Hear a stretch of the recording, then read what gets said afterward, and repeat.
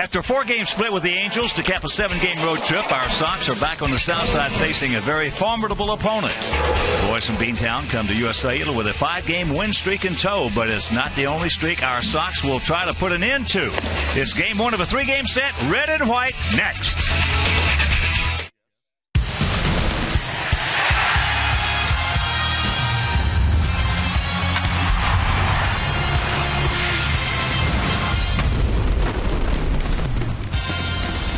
We are coming to you from the city beautiful Chicago, Illinois, where tonight Comcast Sportsnet presents White Sox baseball. That's Alex Rios, Adam Dunn, Paul Konerko and the Sox as they get set to butt heads with Dustin Pedroia, David Ortiz, and John Farrell's hot Boston Red Sox. Hi, everybody, and welcome. With Steve Stone, I'm Ken Harrelson as we get set to bring you the first of this 3-game set and the first of this 8-game homestand. There'll be 3 with these guys, 3 with the Marlins, and 2 with the Cubs. And Steve, it's great to have you back, buddy. Hope you enjoyed your 4 days off. And this last road trip, besides Alex Rios, looks like a couple of other guys are starting to swing that bat. They're swinging the bat a little bit better than they swung it before, and the road trip was 4-3. But Alex Rios is a big story. He's got a 14-game hitting streak, and during that streak, he's hitting .386. And overall this year, he's got his batting average up to .301, hit 10 home runs. He's driven in 25 against Anaheim. He was absolutely terrific. Alex Rios has been the one constant in the middle of that batting order. If he continues to hit like he's hitting, this team should put together a pretty good winning streak. Well, they got the work cut out for them because in this series right here, the 3 starters, including the one tonight, are 15-1. They also have a couple of guys that are undefeated in their bookends in this series. John Lester and Clay Buchholz, both 6-0, both of them throwing unbelievably well. It'll be Lester tonight, but the thing about Lester overall over the course of his career, he's 4-4 with an ERA up over 5 against our Sox. So with Dylan Axelrod going to the mound, perhaps tonight they can start off the homestand, start off the series with a big win. Let's see if we can go get them. That's the first of 8 straight, so sit back, relax, and strap it down. White Sox baseball coming your way.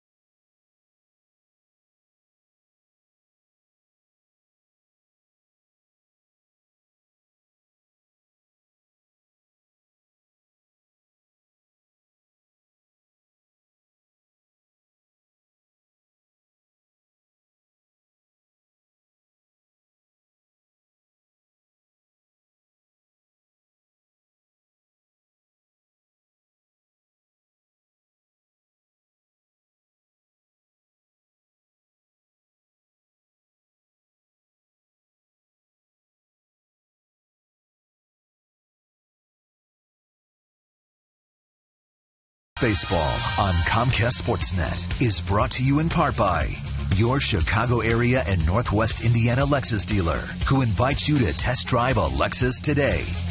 Blue Cross and Blue Shield of Illinois, through it all. AT&T Uverse. Visit att.com/freeyourtv.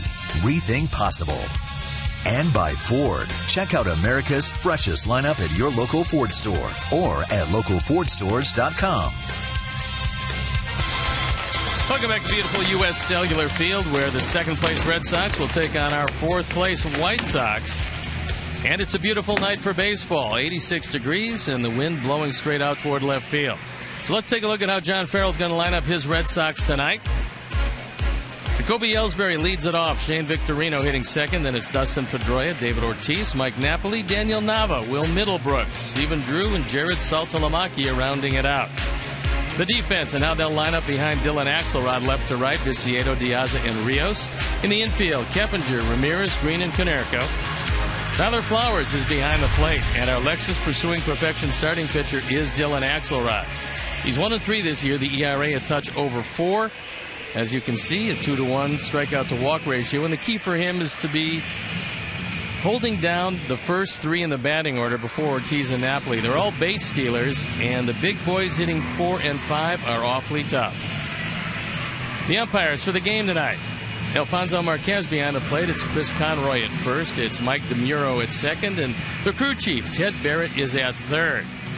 So the Red Sox come to town, one of the best in baseball on the road. Surprisingly, this Red Sox team better on the road than at home. They're 14-7 under John Farrell. You see Juan Nieves, our bullpen coach, now their pitching coach. They love him in Boston, and why not? Their pitching staff has been unbelievably good. So they throw the ball around the infield. We're ready for this homestand. We're ready for baseball. I'm ready to throw it to my play-by-play partner, Ken Harrelson. Hi, Stevie. Thank you. And once again, good evening, everyone, and welcome to White Sox baseball right here on Comcast Sportsnet. First of 3 against these guys, and the first of an 8-game homestand. Jacoby Ellsbury will lead it off. 29-year-old center fielder comes in hitting at 246 a homer. He's driven in 14. Red Sox hitting at 266 as a club with a 3.80 ERA. Outfield for the most part straight up. That pitch high and wide. You can't put this guy on base. He's 13 out of 15 in stolen bases. He's the key to their offense if he gets on. But the batting average, at least for him this year, way down. Well, that's off the end of the bat. You can't put any of these guys on. You can't walk this club. You walk this club, you're definitely skating on thin ice. In fact, in the last 2 games that we played, yesterday and the day before, we walked 16. I think we got the right guy on the mound as far as keeping walks to a minimum. Well, we had the right guy yesterday. Yeah, Jake, unfortunately. Just one of those days. 8 walks all year. He walked 5 in yesterday's game, something that you probably won't see for the rest of the year. But it cost him a ball game yesterday. 4 in 1 inning. But he still kept us in the game. That's the amazing part of that. Here's Victorino, one of 4 switch hitters in this lineup. Victorino, Nava, Drew, and Saltalamacchia. It's the first time I can ever recall a Red Sox team having 4 switch hitters in a lineup. And Victorino came over from the National League. There you can see the splits, left-handed. He's a better hitter. Right-handed, hitting an even 250. Well, he's been a tough out. There's a chopper 2 hopping. 2 down. He's a 275 career hitter.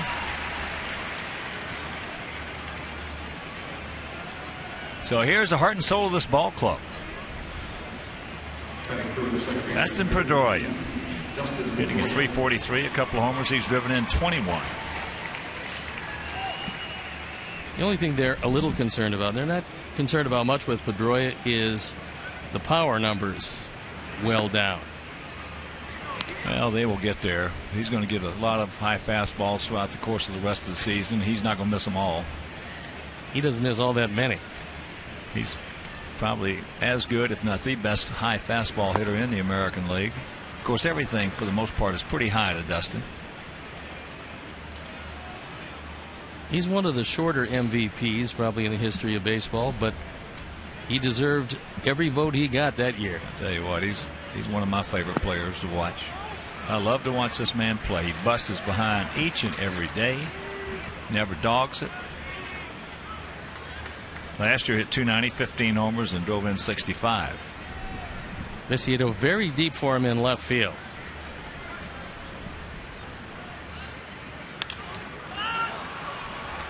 And that has popped up. Now Rios taking charge. Nice 1-2-3 inning for Axe. After happening to play, it's the Red Sox nothing, and our Sox coming to bat.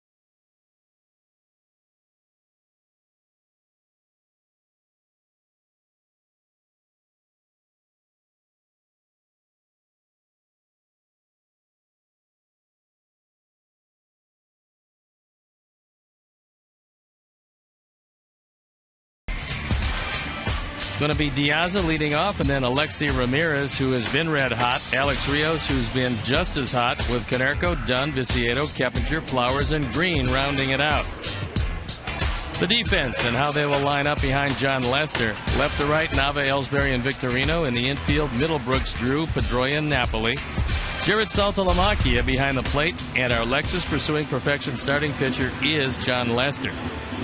He's been brilliant this year. 50 strikeouts, just 15 walks. He's only allowed 4 home runs. Yet lifetime against our Sox, he struggled. 4-4 with a 5.20 ERA. And the offense hoping that John Lester struggles again here tonight. And before we show you our picks to click, you at home select yours. Alejandro hitting at .252, 2 for 7 against Lester. Lester's a big man at 6'4", 240. Out of Sharpsburg, Georgia. Our Sox come in hitting at .240 with a 3.69 ERA.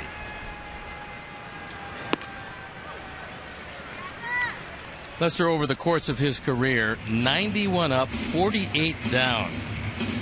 That's a magnificent start for a guy that still probably has a long way to go. 43 over. Amazing.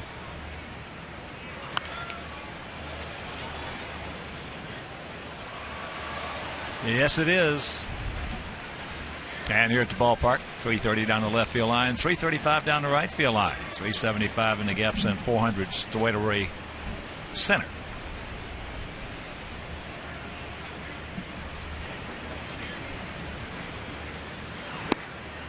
Two balls, 2 strikes. Red Sox didn't know if Lester would bounce back this year. He was 9-14 last year with an ERA up close to 5. So when you have those kind of numbers, it's very disappointing for a guy as talented as he is. But under Juan Nieves, he's blossomed. Ate him up inside. Stephen Drew is there. 1 out. Well, when you consider what John Lester's gone through in his young life, cancer survivor. This probably pales in comparison to his struggles last year.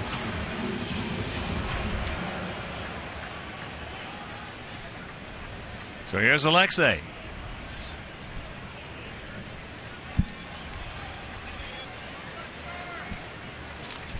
Alexei 5 for 22 lifetime off Lester. Takes ball 1. You got to make him get the ball up. He's going to try to keep that ball from the middle of the thigh down. If he does and you chase it, you're going to get beat.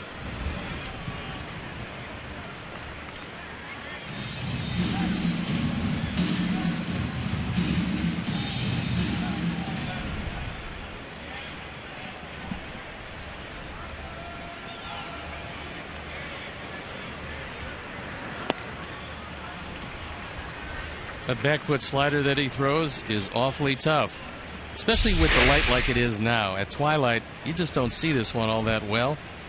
Alexei misses it by plenty. That ball in off the plate, but he swung at it.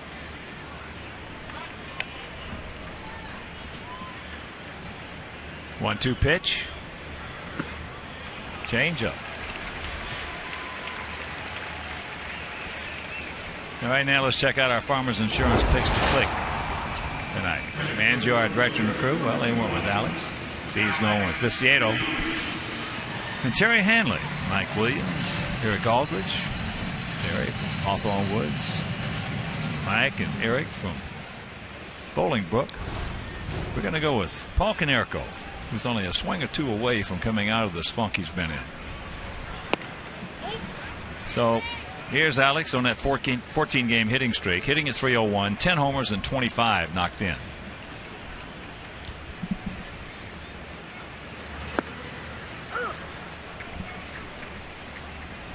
Lester, a second-round draft pick back in June of 2002, signed by Gary Racich. At the time, just an excellent Red Sox scout. Ball's killed but foul.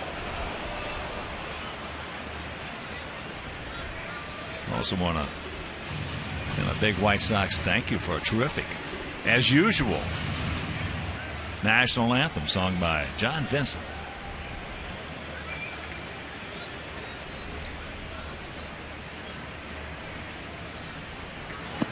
That's low, 2-2. Well, that trip we went on, 3 in Minnesota, 4 in LA, come back 4-3. It's not bad, but it could have been really good with a victory in one of the last 2 games against the Halos. Well, you win the first 2, and you've got Jake Peavy going in the 4th game of the series. Feel pretty good about it. And it's a 15-game hitting streak.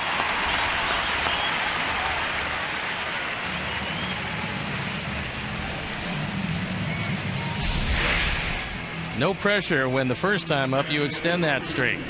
You got a fastball. At 94, it is just barely out of the strike zone, but when you're swinging the bat well, everything looks good to you, and he took it right back up the middle for a base hit. So here's Paulie at 224, 4 homers, 17, and I just stated that he's just a swing or 2 away from coming out of this. And by that I mean all of a sudden a hitter will be in a funk and he'll go to the plate, he'll make a good swing or a swing even if he fouls it off, and all of a sudden something clicks in his brain and you take off and you start hitting the ball again and hitting it hard. I think what Robin said probably holds true, and you see Paulie's career numbers against Lester pretty impressive, is that he doesn't want him to worry about the power, because he said if he hits the ball hard, the power is going to come because it's always been there. Took that pitch nicely. And the count 2-0.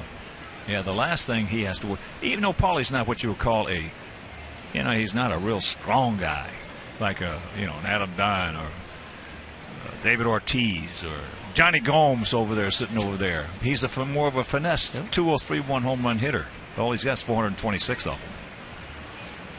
So the power is there. There's the strike. He made a good pitch on him. Right on the outside edge, the outside corner. John Lester this year in Red Sox all-time strikeouts has passed up Louis Tiant and Josh Beckett. Next on the list, Cy Young. So he's 5th all-time for the Boston Red Sox. Well, he's not going to pass that one. There he goes. There's the stroke, not nearly in time. That's his 8th stolen base. Sometimes what happens when you have a guy that you know has killed you, you start disregarding the base runner. He wanted to make a 3-0 pitch. He wanted to put it in the zone. He didn't get it there, but he completely forgot about Rios. There's a lot of stolen bases in that syndrome, in that scenario. And Salty's got a long, slow delivery behind the plate. And there's ball 4.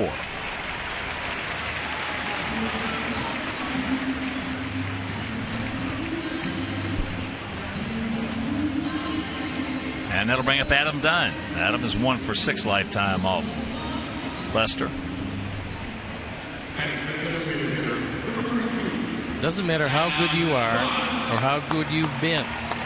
You'll always have 1 or 2 teams that see the ball well against you and give you problems. In the case of John Lester, it's always been the White Sox.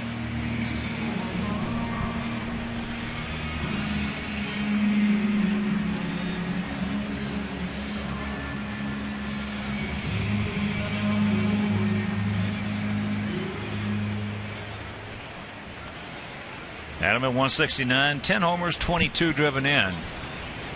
He really hammered the ball in Minnesota and the first couple of games in Anaheim. And Lester has 4 wild pitches. So number one, he's got to look back a couple of times at Rios at second base. And they got the shift on. Drew on the first base side of second, and Pedroia well back into short right field. Checks it up. Nice check right there. And the count 1-0.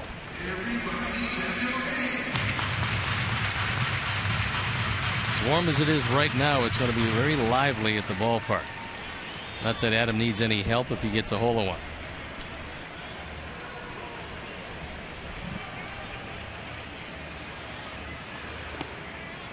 Well, there's a nice pick by Saltalamacchia. Well, that would have easily been the 5th wild pitch of the year. But Saltalamacchia moving to his left, able to dig that one out of the dirt. You just put the glove down and hope that it sticks in it, because you just don't have a chance to move your body on a pitch that wide of the plate.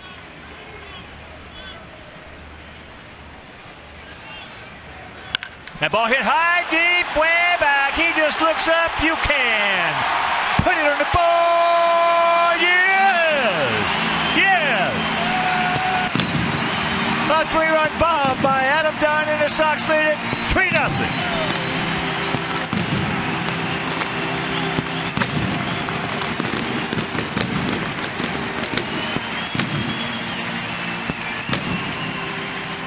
Adams hit his 11th.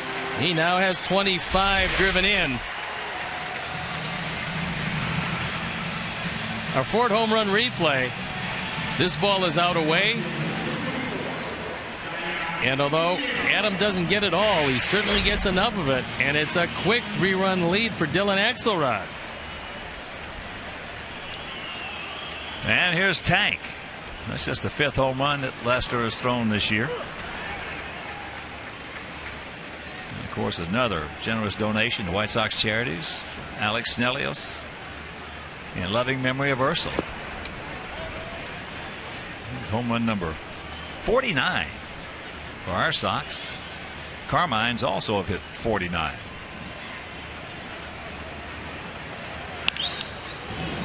Yanks that one foul.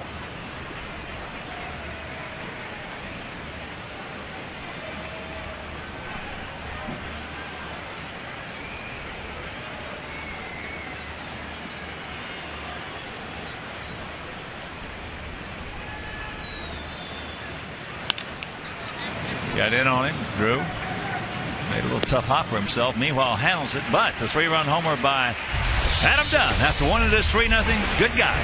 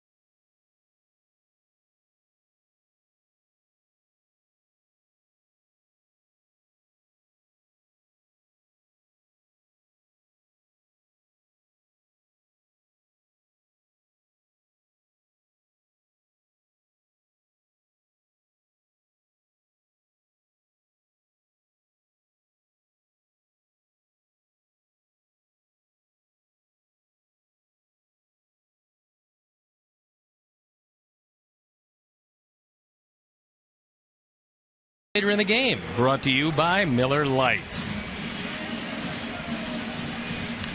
And tickets for the season are on sale right now. Prices have been greatly reduced for nearly all the games, and the schedule is full of great matchups, promotional nights, family Sundays, and post-game fireworks. So purchase your tickets by visiting whitesox.com or calling 866-SOX-GAME.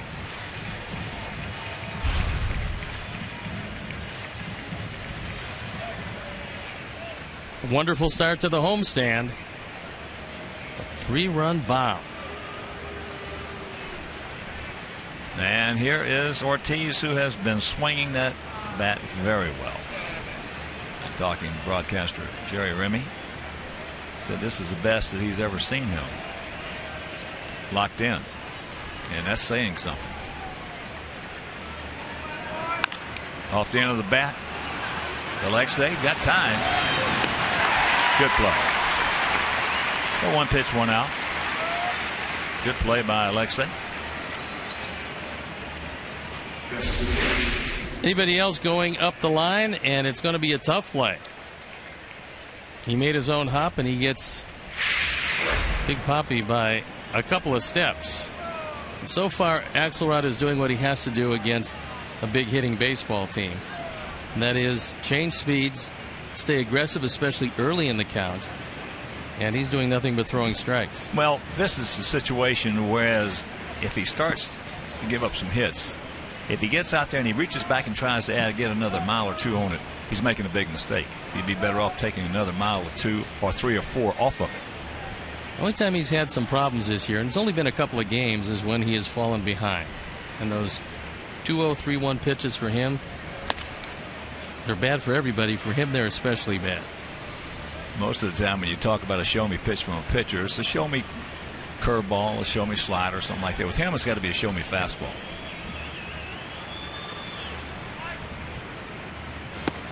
There's a strike. Napoli hitting at 259, 7 homers, but he's knocked in 35. This guy is a run producer. And they're playing with first base every day. It's all right with him. As long as his name's in the lineup. Ball hit hard. Look at the play by Alexei. Pickett, Wilson. Yes. That ball was absolutely going to eat somebody up. This one is a one-hop rocket. And when you know it is Napoli, you get to throw him out, and he's not even in your picture yet.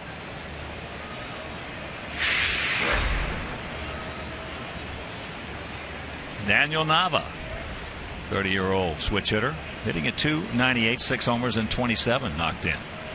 Well, the Red Sox just completing that sweep of Minnesota. That's their 4th series sweep this year. Last year they only had 3 series sweeps. There was a lot of prognosticators that picked this team last or second last in their division. Well, if you'd have told me they were going to be May 20th, they're going to be 10 games over, I said stack it up. Yeah, they've had a terrific beginning. The pitching staff has had a resurgence. And Daniel Nava started off unbelievably well, especially from the left side, where he's hitting 315 as opposed to 241 right-handed. And Shane Victorino, a big addition to this team. There you look at it, what it looks like so far. The surprising Yankees, I say surprising because they've been devastated by injuries, and yet they find themselves a half game ahead of the Red Sox. And the team that everybody thought would be the team, the high-spending, freewheeling Blue Jays, in last place. They have been decimated with injuries. They have been, especially to their shortstop. Well, actually, more than the Red Sox, the most surprising team that we just saw right there are the Yankees. Yep. With the stuff they've been running out there and still winning baseball games. It's got to be Joe's finest managing job so far. He's had a few good ones. Yeah, he has. But sometimes some of the years that you don't win a world championship can be your finest managing job because of injuries, because of whatever circumstances. No A-Rod, no Jeter, no Teixeira. Well, Jeter is just absolutely the big loss. That's high in the left center field. We got a man there. So that is 6 up, 6 down for Axe, and he leads it 3-0.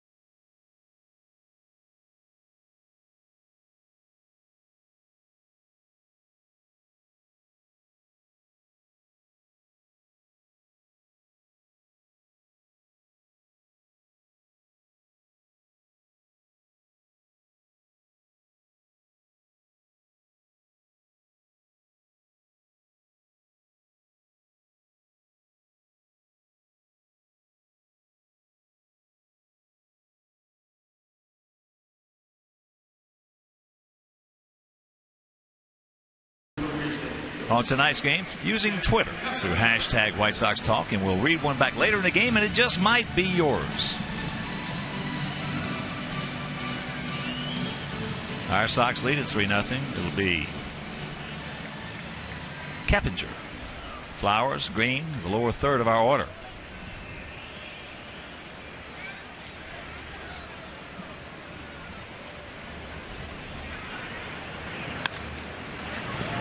Nice pick right there by Napoli. Nice feed. 1 pitch, 1 out. That's the way to approach Lester.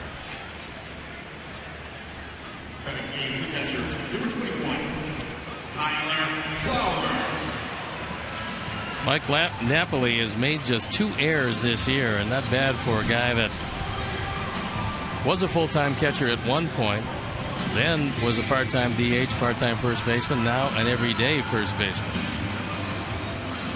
Well, as a rule, catchers can make a good first baseman because usually they have good hands. What they have to get used to are the angles of the balls hit, especially right-handed hitters coming at them with that spin. There's first pitch strike.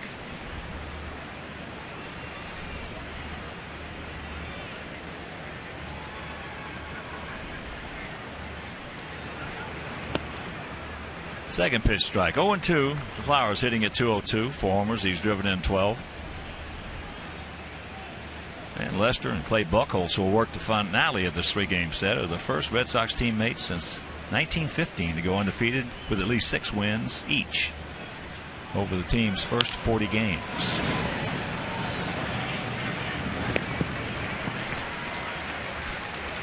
So 2 out. And Friday, come see our Sox take on the Miami Marlins at 7:10. All fans are invited to stay for a post-game fireworks show presented by Cooper Tires. Life's a road trip. Come on.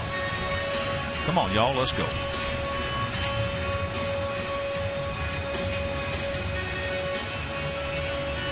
There's Tyler Green.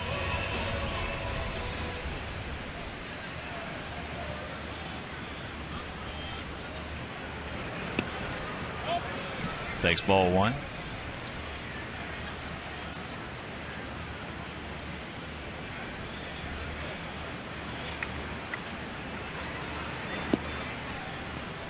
Takes ball 2. Now he most likely will see a fastball away from Lester. And the defense is shading him a couple of steps that way.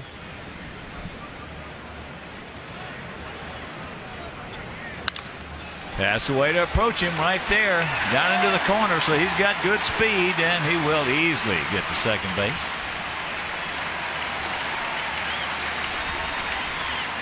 Right-handers beat left-handers to right field. Got a much better chance of being successful. Once he fell behind 2-0, you have to look fastball, and he took it right down the line past Victorino. And offensively, Tyler Green has done a pretty nice job filling in whenever he's been asked to fill in. And he hit that ball hard.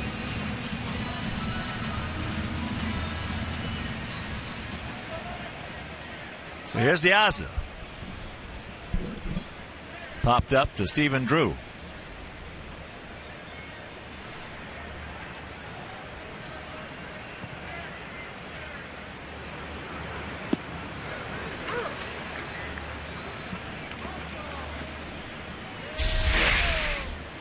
Good slow curveball, buckles the knees of Diaz. And Menard's pitch track will show you he had the whole plate.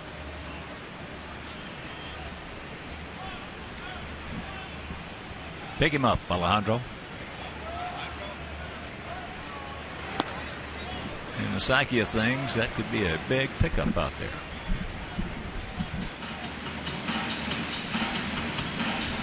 Lava's got a pretty good arm in left field. Last year he played a lot of right field.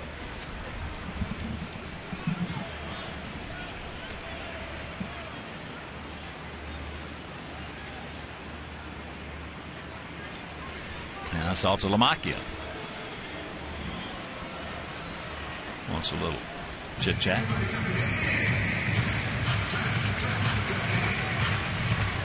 What do you think overall the combination of John Farrell and Juan Nieves has done for this team and principally the pitching staff? Wonders.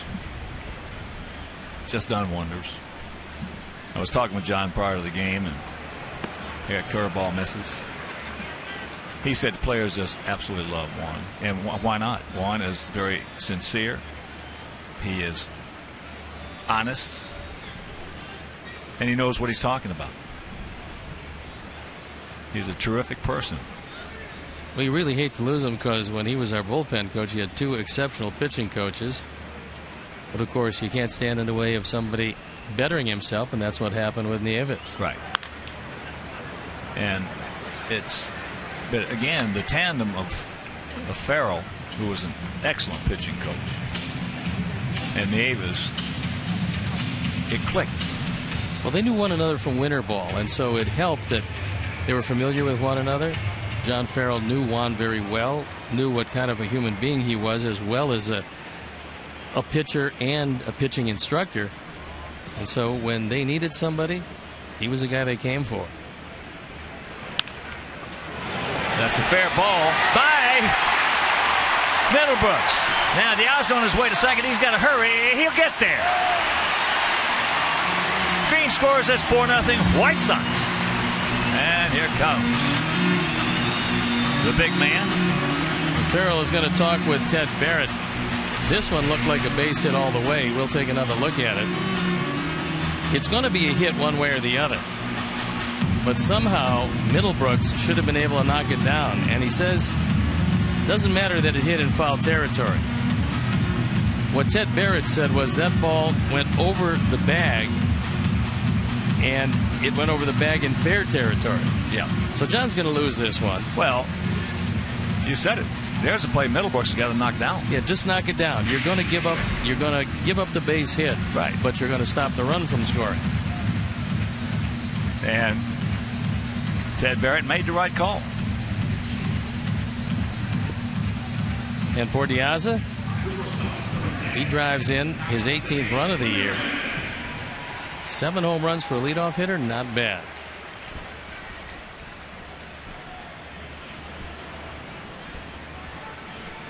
Don't stop now, boys. Come on, Alexei, pick him up. Make it really hurt. Yes, he will. That's down into the right field corner. And it's 5-0. RBI number 9 for Alexei, and his 9th two-bagger. You got to get the left-handers to right field. As has been the history of John Lester against our ball club, he just has struggled. And the struggles continue tonight as Juan Nieves comes out to have a word with him. A big early lead for Dylan Axelrod and a huge offensive explosion for our offense.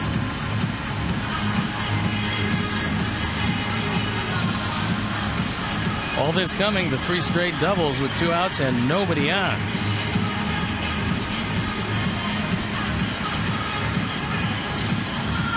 So he's already given up 5 earned runs. That ties him for the most earned runs he's given up. And this is 10th start. And here's Alex. He singled and scored last inning. Also picked up a stolen base. His 8th.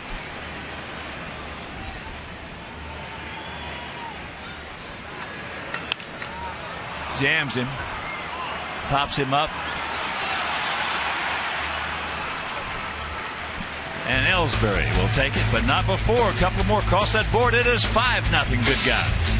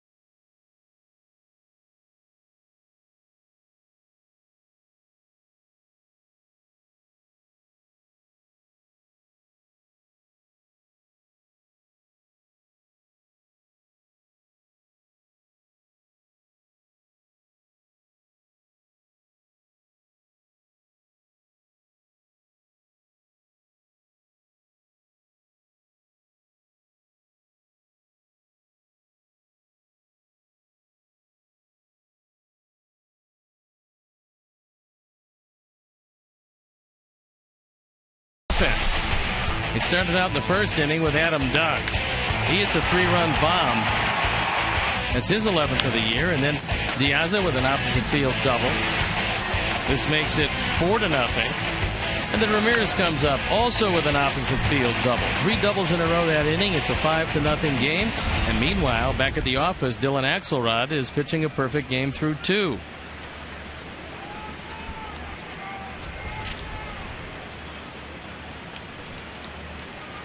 Middlebrooks, Drew, and Saltalamacchia.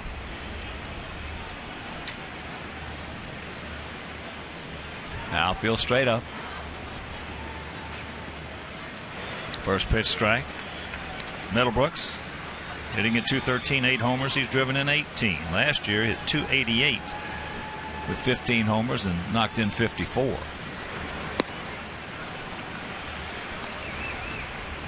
Oh, 2 the count. Almost without exception. He threw ball 1 to Napoli, but he's been throwing a lot of strike 1 tonight. Wouldn't bite after that one.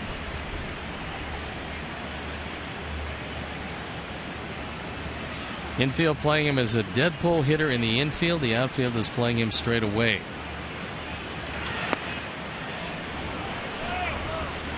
Close pitch, didn't get it. You look at the defense, you see how close Keppinger and Ramirez are playing to one another.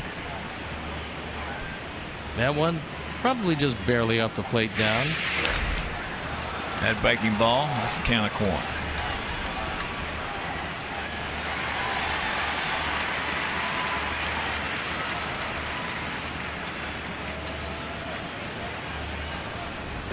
So one down. And here's another switch hitter, Stephen Drew. Drew at 238. 3 homers, 18 knocked in. Drew normally has a hard time staying healthy. Last year with Arizona, hit 193. Was moved on to Oakland, where he hit 250. Played 79 games last year. Well, his brother had some of the same problems. He did indeed.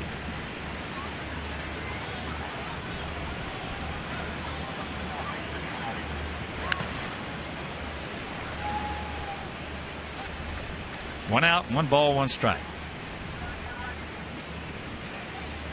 And the Red Sox have had both Drews.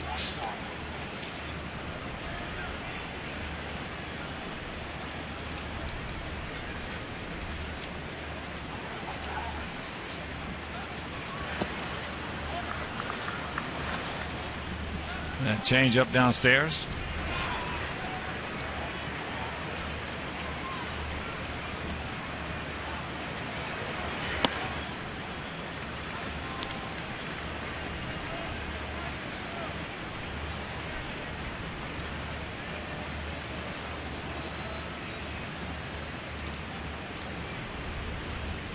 Outfield straight up. 3-1 pitch. It's full.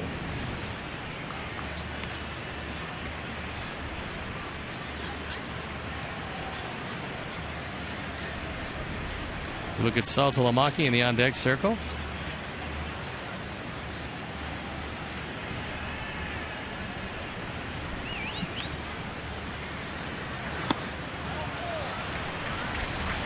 Close.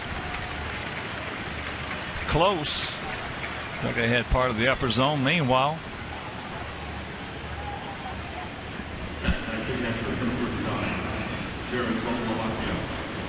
and fans, you've known for years that StubHub is a great place to find the seats you want to see the Sox play live. Now they've added a StubHub fan reward, so you can earn a little extra with your tickets, like seat upgrades. So head to StubHub and get your White Sox tickets.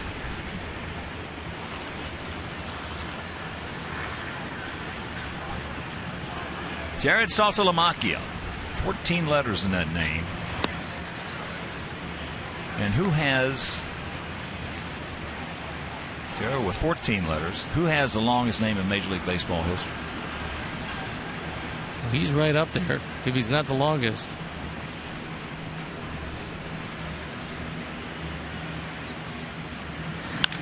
That ball yanked hard but foul.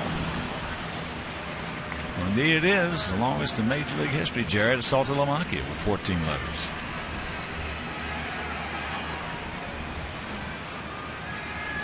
Too bad Saltalamacchia and Middlebrooks back to back. 26 of them. Well, you're at the point where you need a bigger back or a smaller name.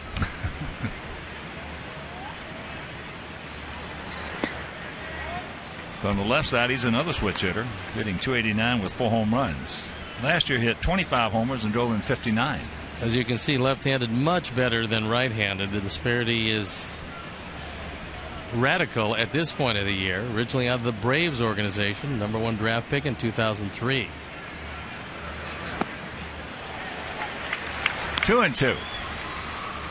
He went over to Texas in that huge Mark Teixeira deal.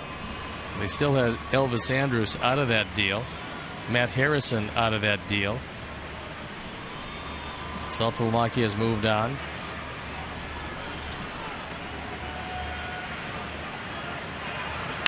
That ball hit hard. Very hard.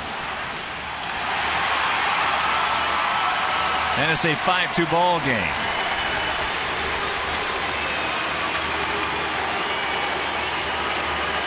Well, when we walk a guy lately, it's the chance he is definitely going to score. 5th home run, all from the left side for Saltalamacchia. It cuts the lead to 3. A 4th home run replay, and this low fastball was taken the opposite way. Hit the top of the wall and bounded into the seats. We talked about in the first inning, you cannot walk these guys. This club is hot on a 5-game winning streak. They're 10 games over. And usually when the club's in that mode, you walk them, they score. And they do have a lot of thunder in this lineup.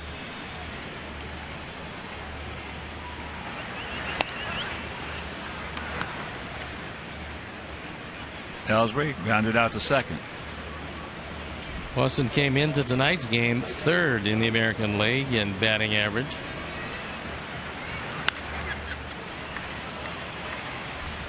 They now have 50 home runs. We have 49. And right now they're second in the American League in runs scored.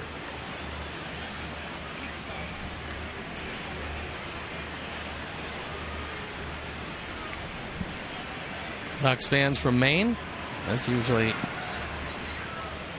Red Sox territory, but not this time.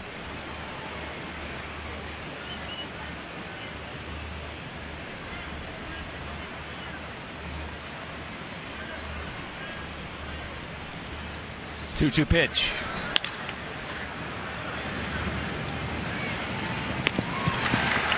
Two down.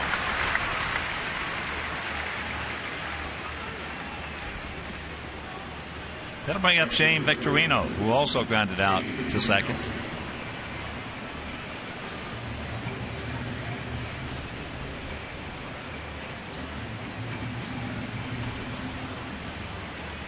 Couple of finals today. Cleveland got a 3-run homer from Yan Gomes in the bottom of the 10th inning to beat Seattle 10-8. First pitch strike to Victorino. Toronto beat Tampa Bay 7-5 up at the Rogers Center.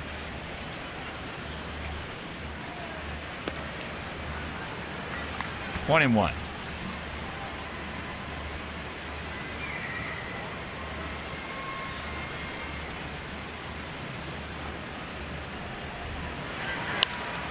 That curveball popped up, but the 2-run homer by Jared Saltalamacchia. 5-2 White Sox.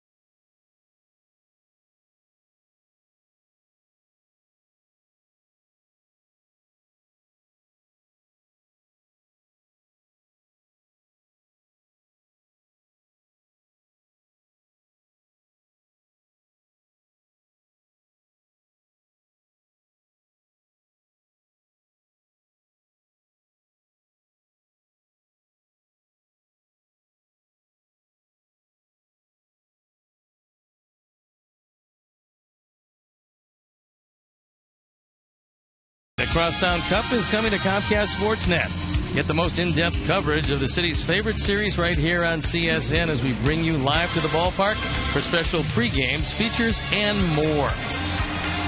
Watch your White Sox battle the Cubs on network that's obsessed as you are. Comcast Sportsnet. By 5-0 for our guys, 2-1-0 for their guys. A walk and a 2-run homer by Saltalamacchia. So for us here in the bottom of the third, it'll be Konerko, Dunn, and Viciedo.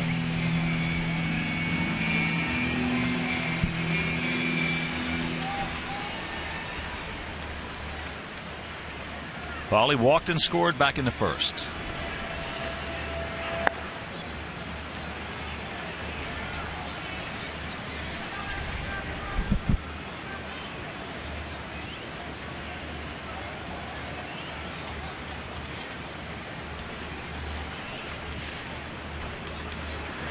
Curveball. Got a strike with that one. So Paulie, last home run he hit was April 28th.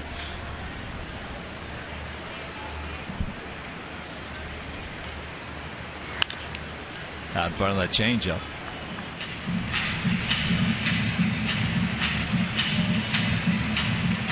And Lester on top of ball and 2 strikes. One thing you have to do against John Lester, and especially against these Red Sox, you can't let them up. You have to continue to score when you score early. And it's best to get into that bullpen as early as you can.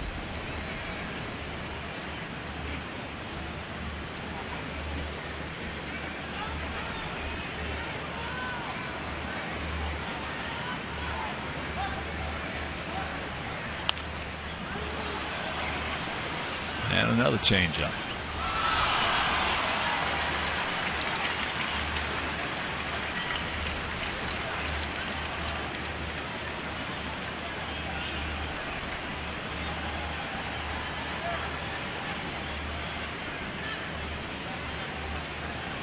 Jacoby Ellsbury a couple of steps over towards Victorino.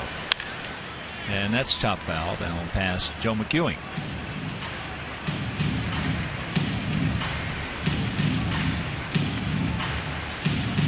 Top of the 4th in Houston. Astros leading Kansas City 3-1.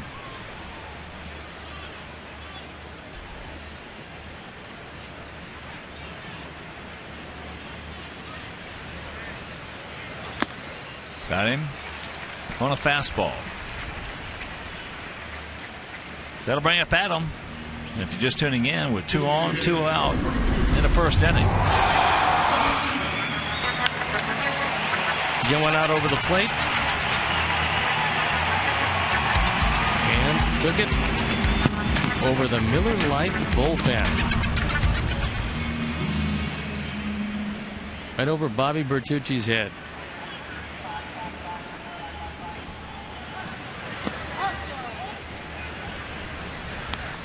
Adam now with 417 home runs.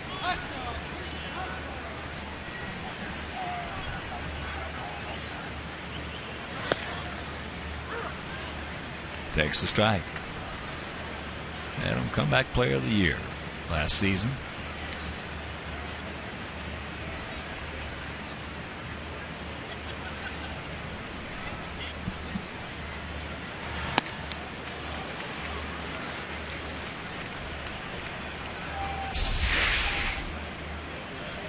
Throws him a fastball up and in.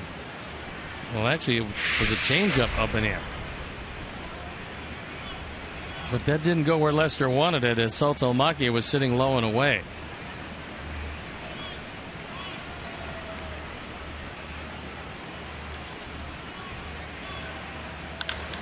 He just missed that one.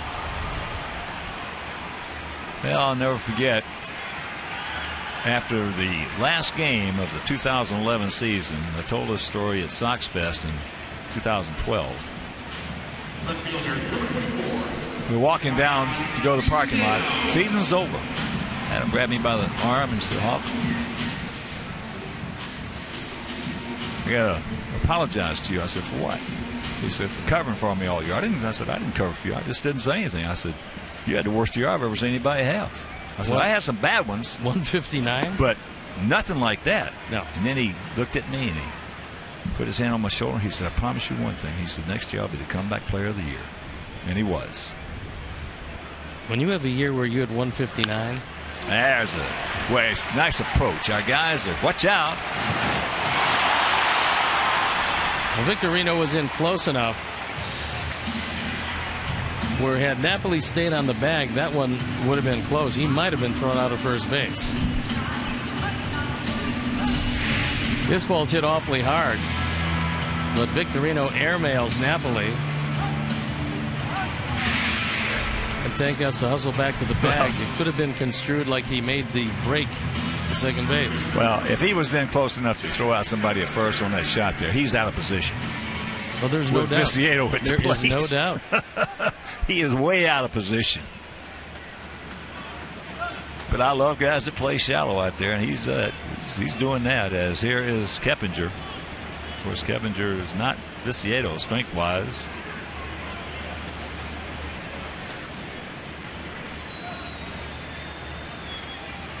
Yeah, Victorino out there in Francoeur territory. Without Francoeur's arm. Yeah. Doesn't have a bad arm, but there's not many guys that throw like Francoeur. Well, if you count accuracy in there and also arm strength, not too many at all. If he's going to give him that pitch, we're in trouble. And that ball was well outside. It stayed outside. You see the Menards pitch tracks. Really not all that close. Well, players know. Marquez, you don't know what his strike zone is going to be yet. He hadn't established one since he's been here. So, you go up there, it's liable to be a called strike. A couple of pitches on that walk. Stephen Drew had the plate, and he called them balls. So you better go up there ready to swing.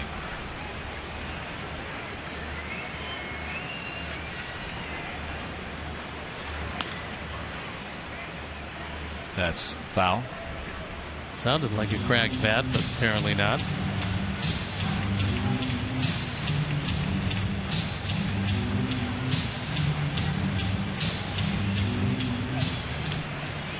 Kevin just had good success against the Red Sox pitching staff.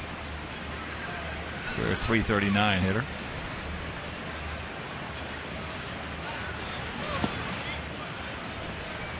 That breaking ball low and in the dirt. When you throw a lot of cutters or sliders low and into right-hand hitters, left side of your infield is going to be very active. And the one thing you don't like to see a lot of if you're on defense is allowing that third baseman to get that far off the bag.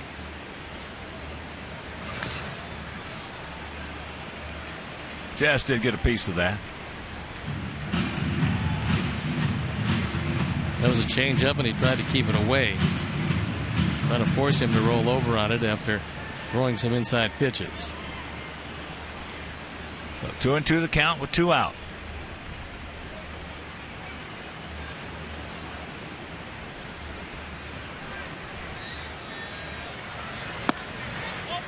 It's full.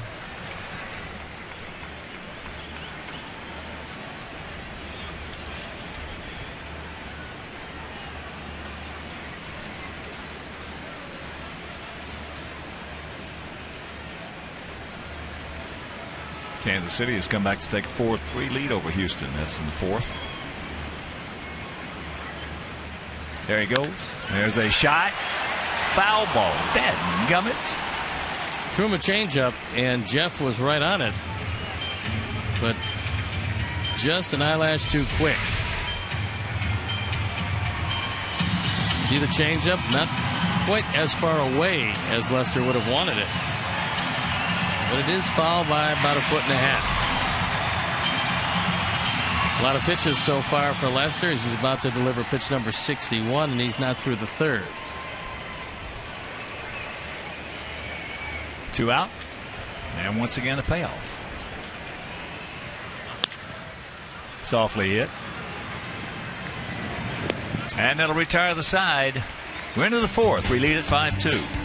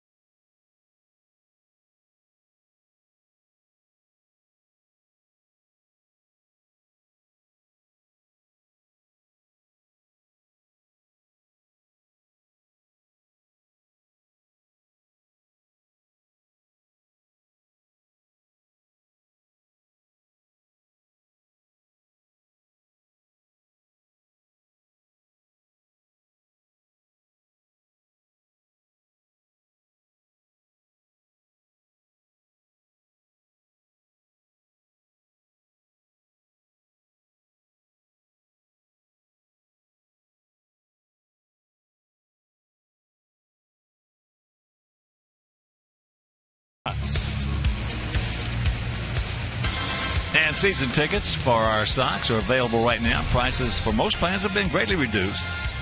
Purchase a season ticket plan and gain access to the best seats at the best price with the most benefits. So whitesox.com or 312-674-1000. Dustin Pedroia, David Ortiz, Mike Napoli here in the top of the fourth inning.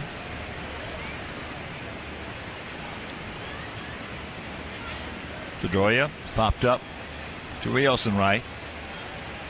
Pedroia on an 11-game hitting streak. Takes first pitch strike.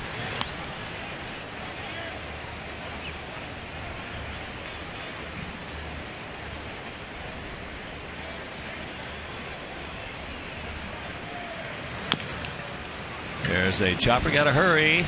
Nice. Doesn't get him. Did all he could. Pretty big effort by Keppinger, and that's about as good as you can do. Pedroia can really run. And so Jeff knew that bare hand throw in one motion was the best he could possibly do. But they don't get him. Nice pick by Paulie. And Pedroia wins the race.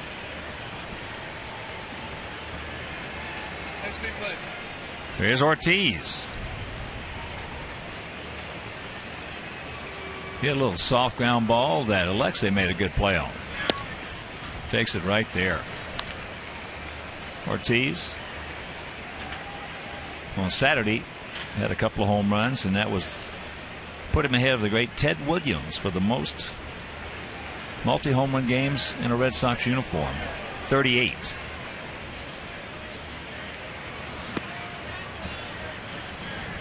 Ortiz 38, Williams 37, Jim Rice 35, Manny Ramirez 28, and Yastrzemski 27. And the longer John Farrell waits with Ortiz, more likely it is for double play if Pedroia doesn't run. Got plenty of time. Now make a good return. There you go. Right on cue for Stone Pony.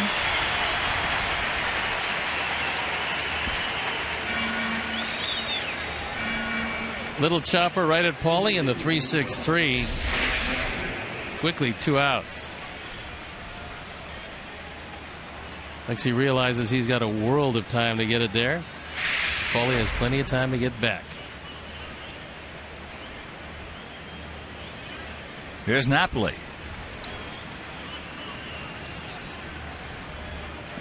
Boy, Alexei made a terrific play on him. We're going to see it. When? Right now.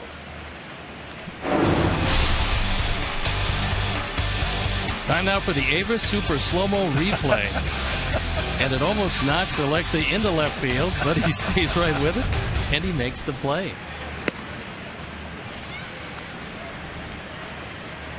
Even on the slow-mo replay, it looked fast. Yeah. That ball was scalded.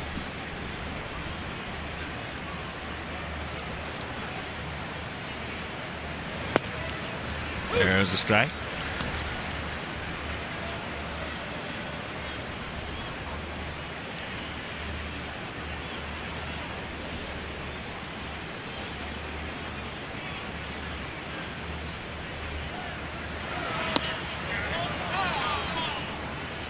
Laid off of it. Alfonso Marquez is not going to give the top part of the zone, and that's okay if he stays right there. There's been a couple that have kind of split that top line, but if you're not going to get it, make it for both teams, and so far it has been. He gone. Good breaking ball, and we'll go to the bottom of the fourth, leading by 3.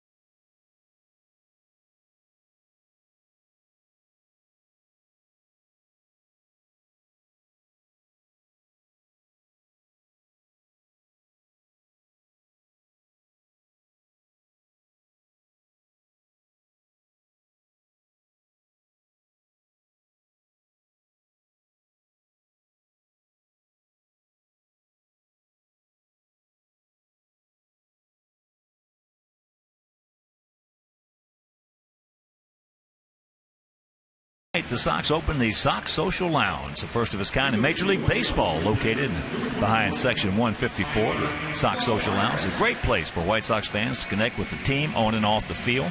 The lounge features multiple TVs, many streaming White Sox social media content, while others display the game telecast. It also has mobile phone charging stations and a lounge atmosphere for fans to sit back and relax. So be sure to stop by the next time you're at the ballpark. And you can get a picture with Frenchie.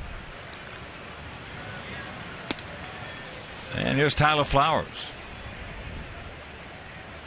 He grounded out to short. Boy, that's nice. First one in Major League Baseball.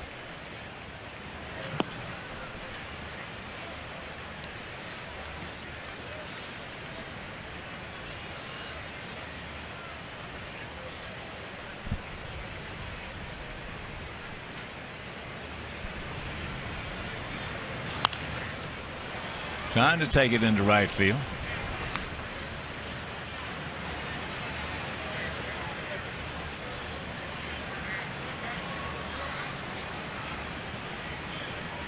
The Indians have now won 18 of the last 22 ball games with a 56+ run differential. They came from behind again today. 3-run homer in the bottom of the 10th to win it by 2. Pitching's been very good, but I think it'll be the offense that eventually carries it. To Hopper.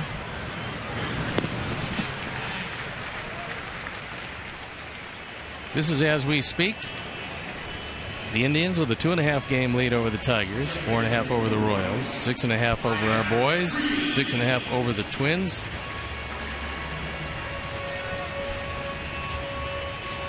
And eventually, as it swings around and start playing in the division, that will tell the tale.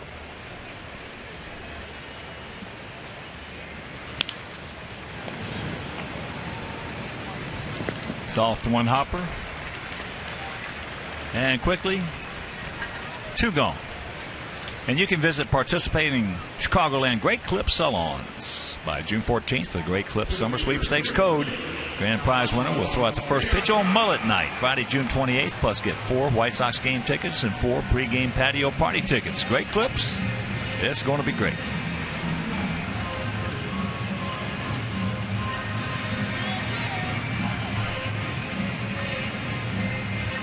Here's Diaza. Popped up to short and had a little squibber off the end of the bat over the bag at third for a double, knocking in Tyler Green.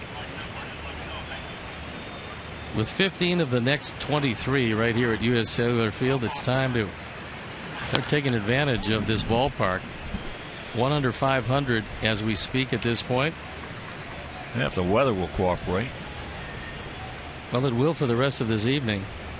And then we're on our own because things might get a little tough. Curveball strike.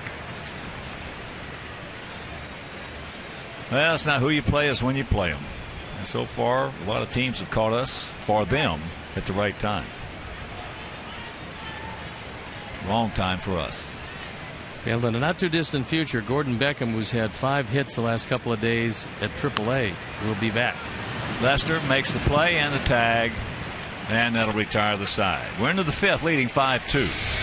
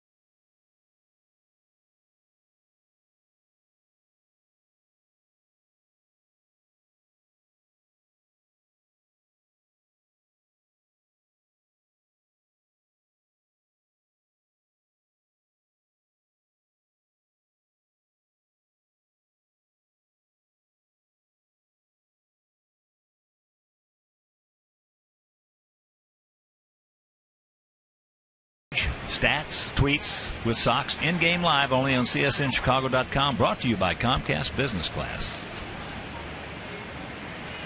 Daniel Nava went out to Diaza.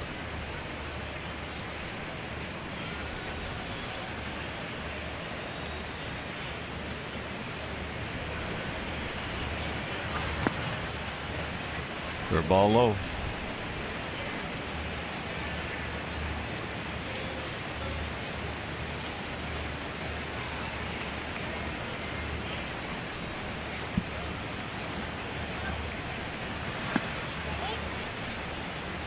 Close pitch, didn't get it. And the count 2-0. Nava got huge money to sign with Boston back in 08. The reported cost was $1. Even in 08, that wasn't a lot of money. But he wanted a chance to play. And here he is, not only in the major leagues, but a major league starter and a guy hitting close to 300 as he comes into this game. Well, he's got a 3-0 count, and there's one. Come back and get him. Make him hit his way on. No walks. He's walked one, and he scored.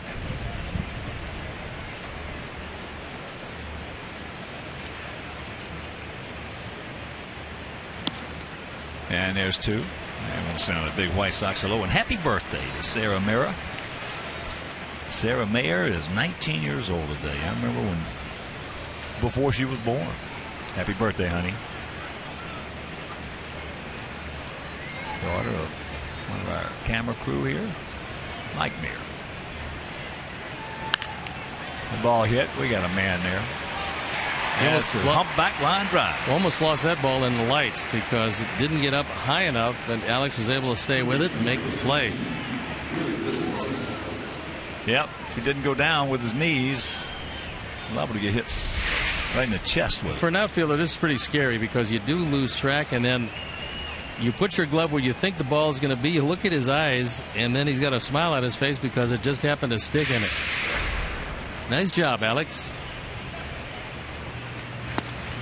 I remember when I got traded from Boston to Cleveland.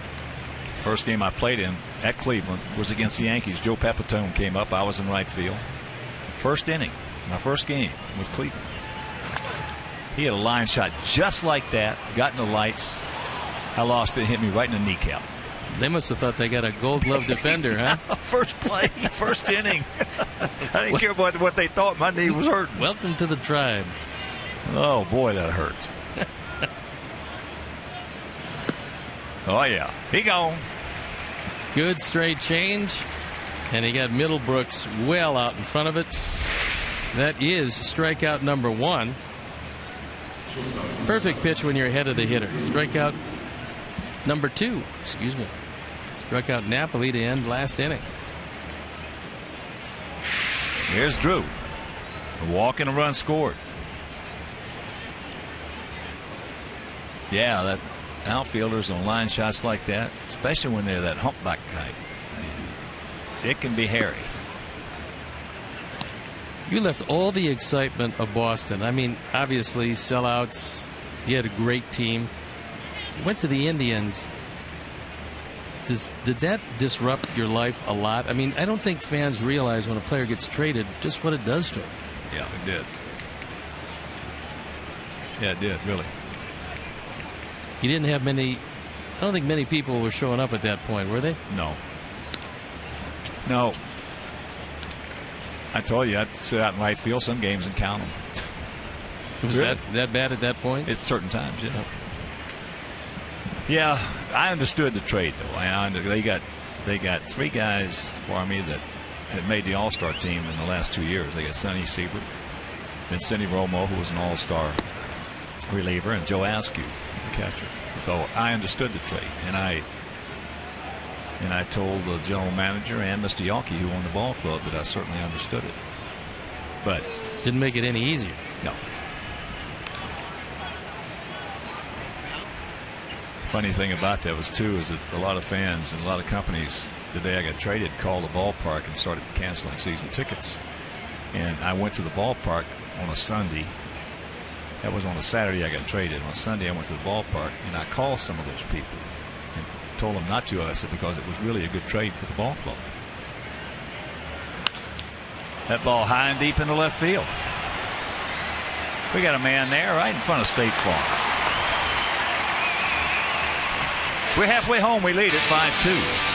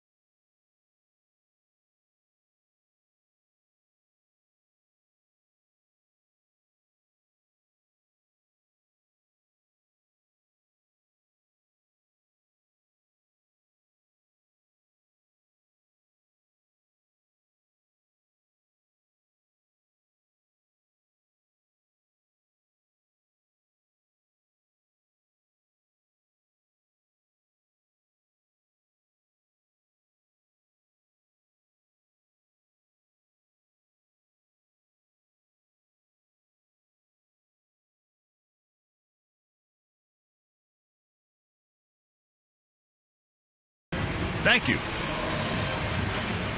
As we go to the bottom of the fifth inning, it'll be Ramirez, Rios, and Konerko. Well, hopefully we'll see both John Danks and Gordon Beckham in the not-too-distant future. Start to get this team back to what was envisioned when this season started.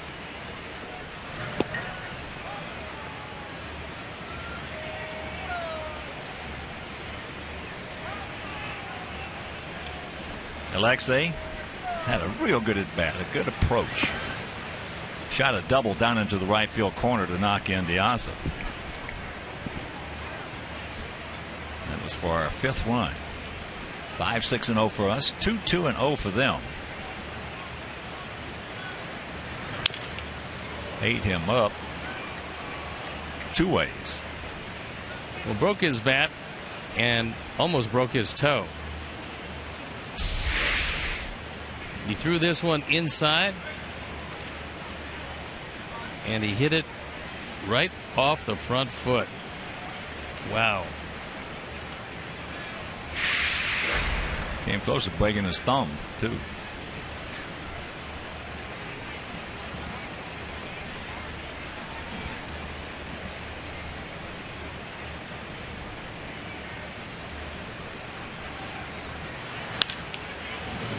Takes a bounce off the glove.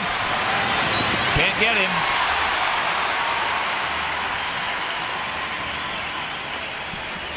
It's going to be E5.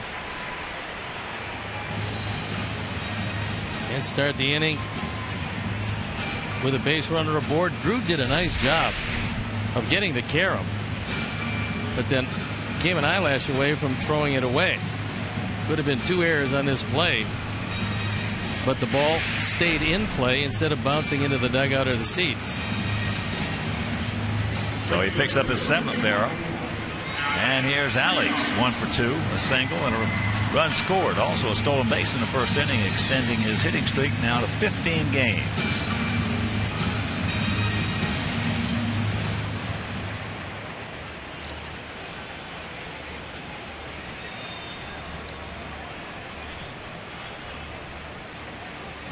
Outfield straight up about equidistant.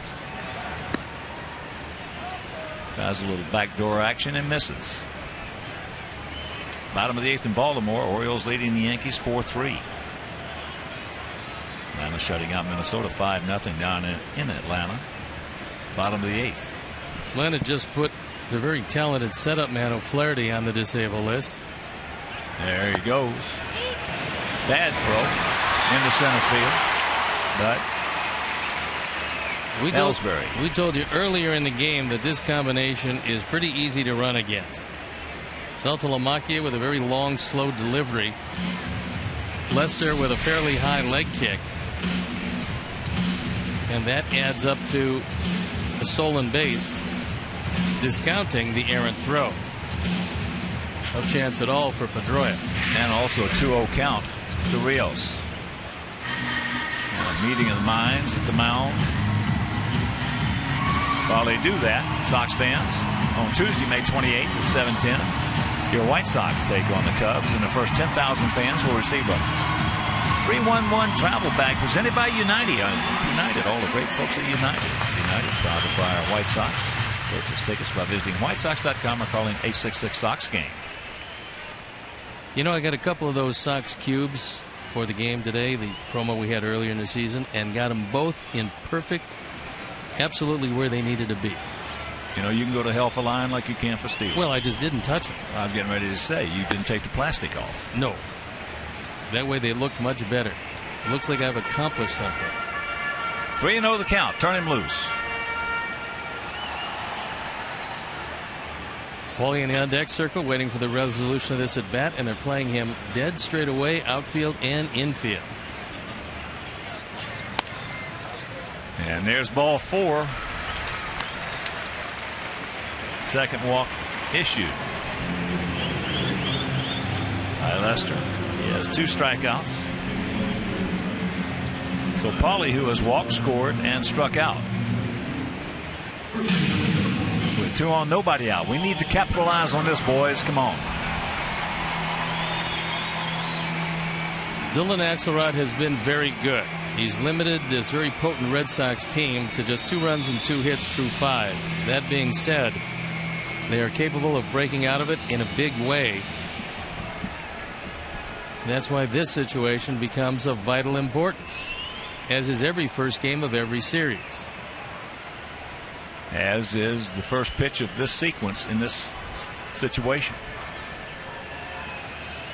whether it's 1-0 or 0-1.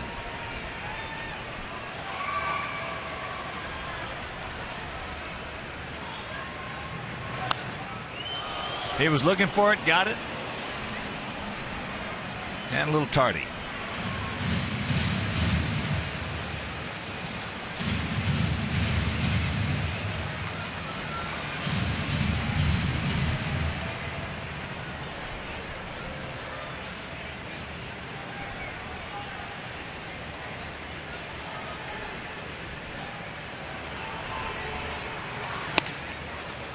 Very quickly 0-2.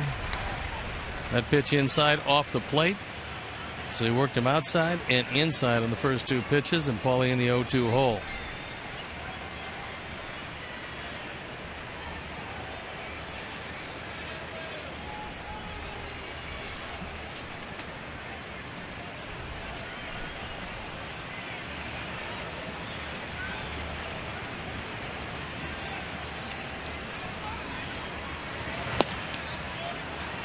Took that pitch nicely.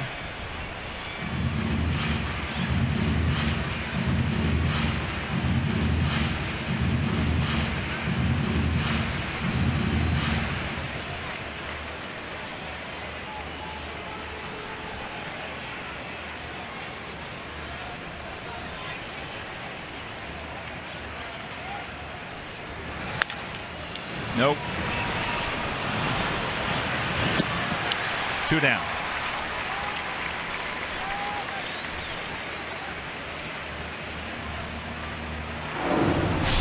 Here's our Head and Shoulders pitch by pitch. That one fouled off. He was looking for a fastball, got a fastball inside, and finally the 4.63.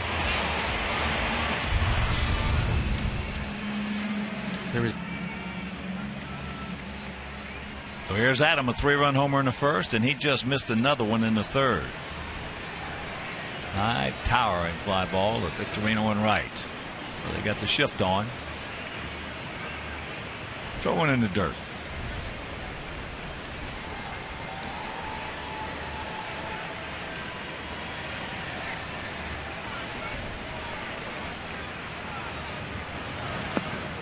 Curveball strike.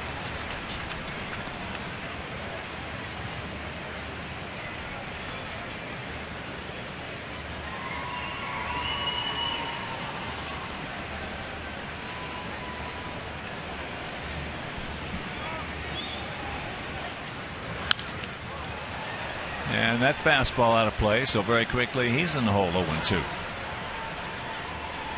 You're just joining us. 3 in the first, 2 in the second for us. A 3-run homer by Adam, and then 2 in the second. 2-run homer for them by Saltalamacchia in the third.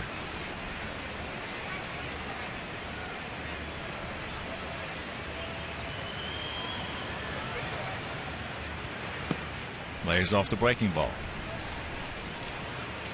Saltalamacchia has done a nice job of blocking pitches in the dirt as Lester continues to try to throw his 5th wild pitch of the year.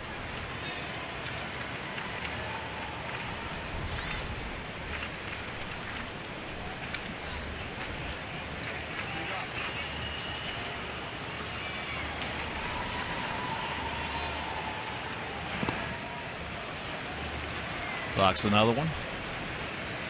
2-2.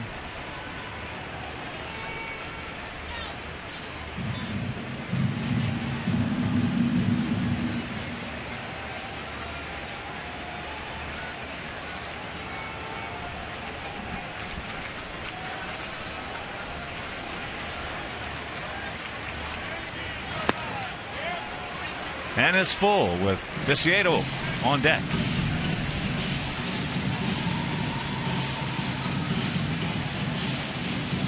Tank has really started to heat it up since coming off the disabled list, and he's using all fields to do it.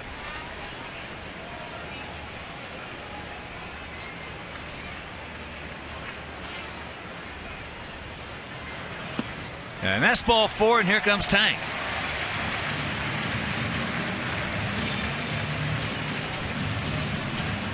Tank is grounded to short and then laced a single into right field. Those numbers most un-Lester-like for this season, certainly, but now Juan Nieves comes out to talk about what they went over in the pregame meeting and how they want to try to do away with Viciedo.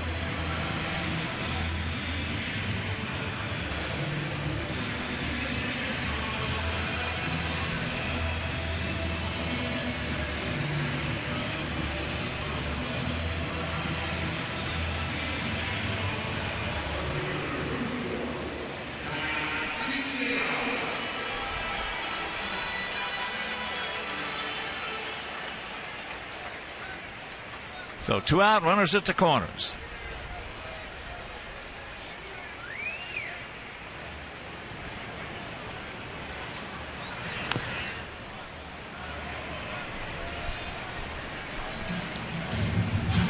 Here's our AT&T multi-view. You get the runners at the corners and Viciedo in an 0-1 hole in the middle of your picture.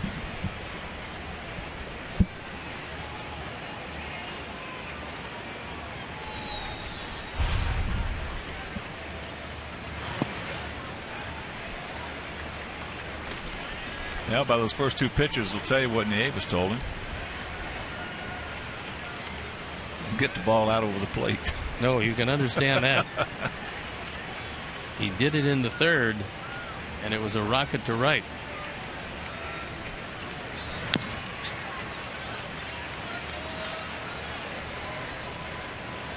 That's the 91st pitch thrown by Lester here with 2 out in the bottom of the 5th. We will see some bullpen action.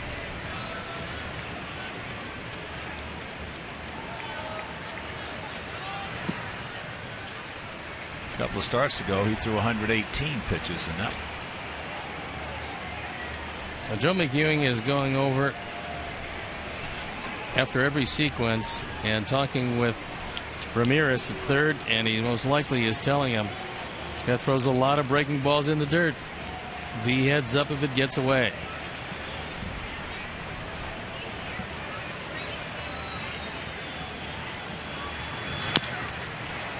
And that one's chopped foul.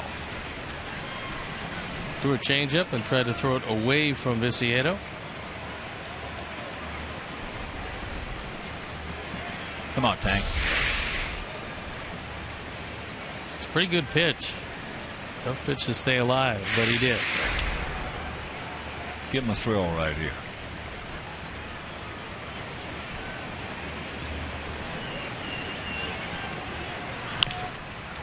Another pitch coming in on the fifth.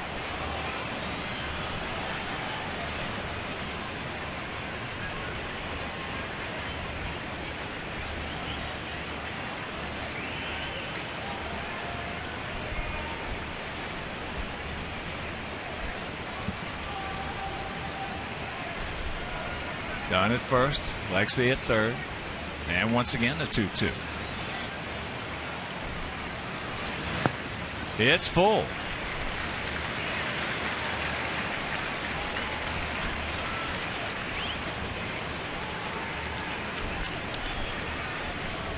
Jeff Keppinger, who's hit the ball hard 1 out of his 2 times, waiting in the on-deck circle.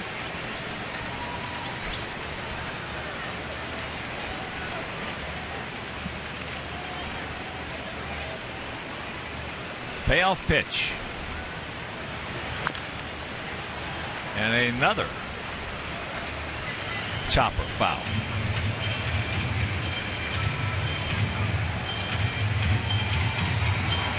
Pitch number 9, and surprisingly, although it's not Lester's game, not a one of them has been that face-high fastball.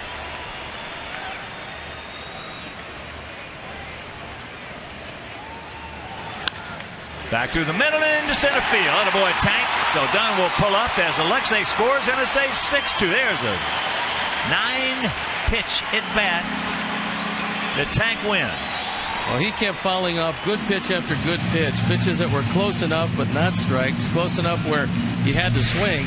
Not good enough where you could make contact until he got one out over the plate. Took it right back up the middle. Right by a diving Pedroia. RBI number 13, and Viciedo now 2 for 2.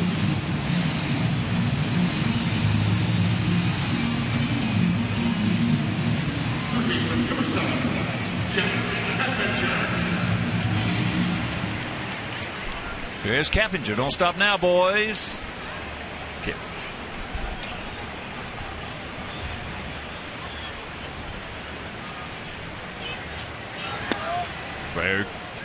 Breaking ball strike in the first inning.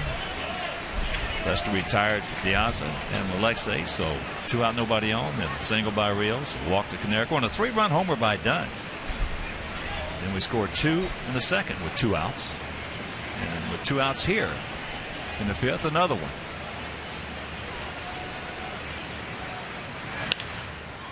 That's popped up. Jammed him. But we come up a nice at bat for Viciedo, and we lead at 6-2.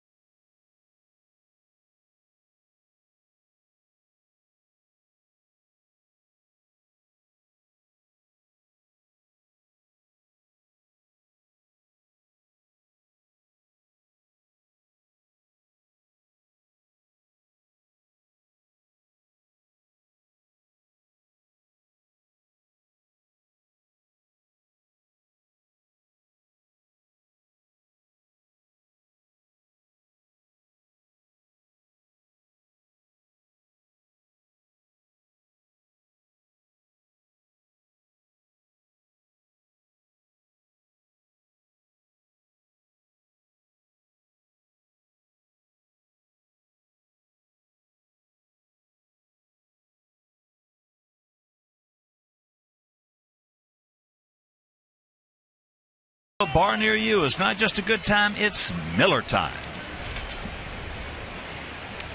Good guys on top 6-2, 6-7-0 for our guys, 2-2-1 for their guys here in the top of the 6th inning.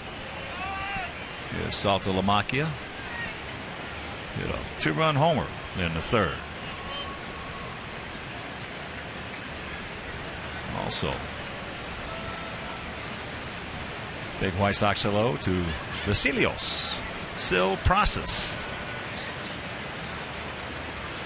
from Bacardi at the Park. Good stuff over there.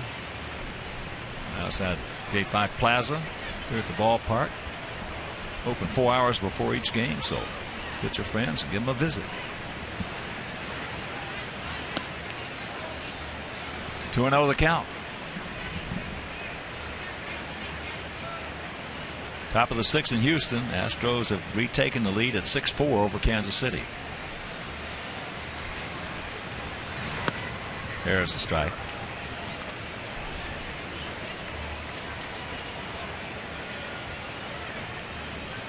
Pitch number 72, as Dylan has been fairly economical. Off the end of the bat, but a leadoff single.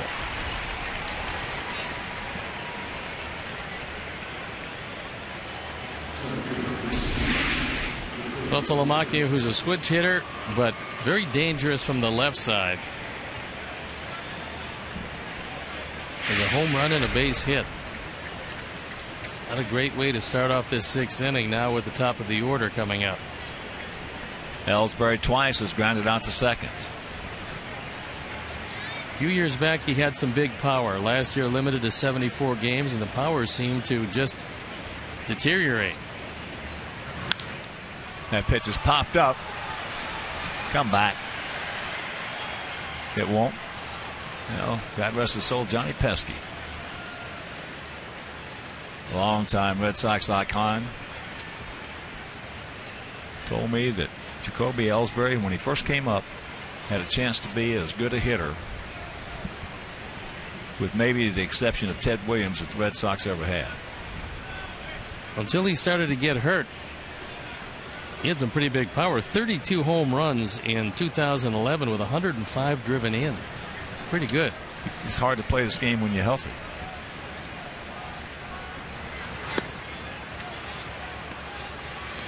But he's a .293 career hitter, and it's a shame because he has just a ton of talent. 70 stolen bases 1 year. He still makes his team go when he gets on. But what Axelrod has got him to do, which is what you want him to do, is roll over outside pitches. Well, you got to get him out front to do that. Chances are it's not going to be on a fastball, as there is a breaking pitch, hit hard but foul. It's okay. Count it 1-2.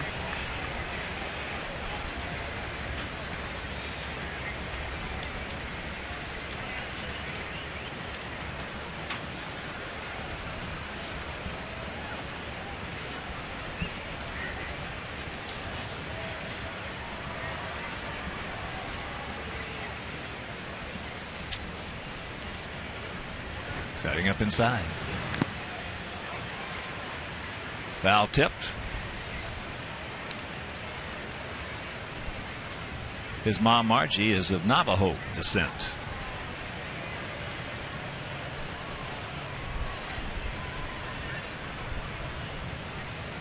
And when he calls his mom, he greets her in his native tongue.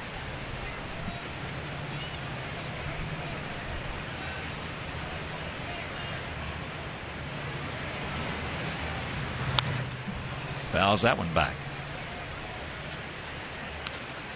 He's also registered officially as a member of the Colorado River Indian Tribe.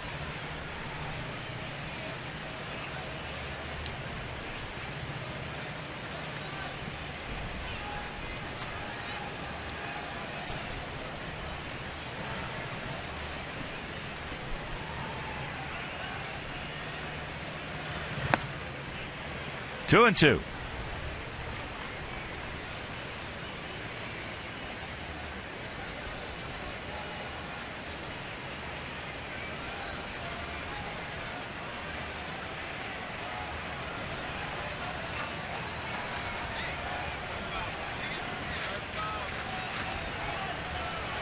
Right here. There you go. That changeup. Get him out in front. Gave him a bad feed right there. And they still get him. Good play by Ramirez. Kind of surprised that he was able to keep the foot on the bag, but only the arm of Ramirez enabled him to gun down Ellsbury. He got the ground ball to second. That part of it was good. The throw well away. He spun, he fired, he beat him at first base. Got him by a half step. The only question is, did he stay in the bag long enough? And Mike DeMuro said yes, he did. Great play by Ramirez. Yes, it was. Well, when you get a bad feed like that, it's tough to recover, especially with a guy like Ellsbury. So here's Victorino. He's grounded to second and popped to short.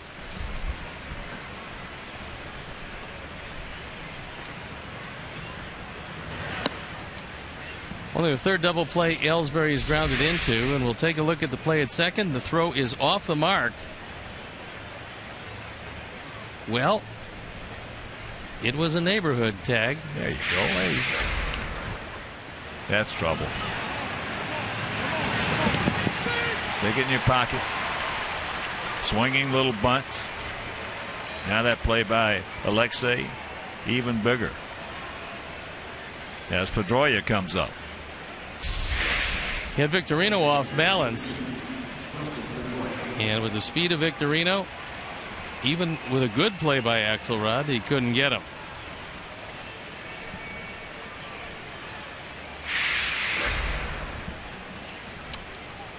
Dillon bounces around pretty good out there.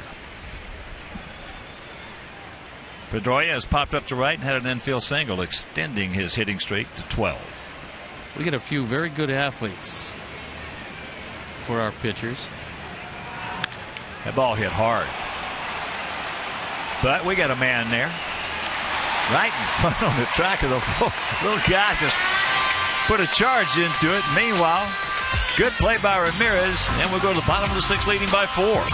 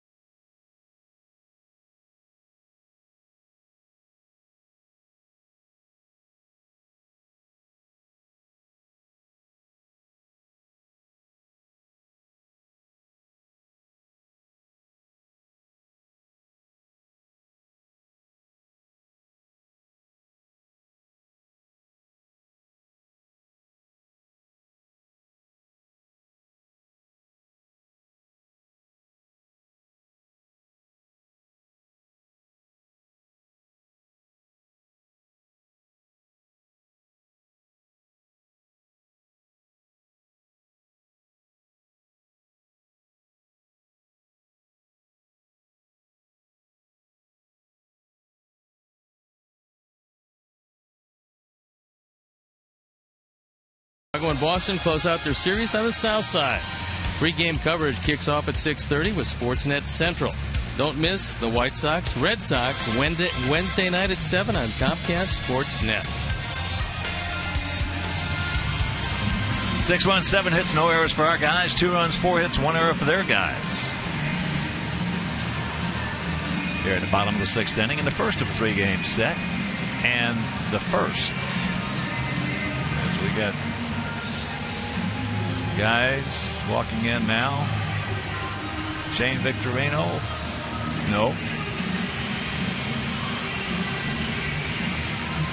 Oh, is that Napoli? No, that's Victorino. Is that Victorino?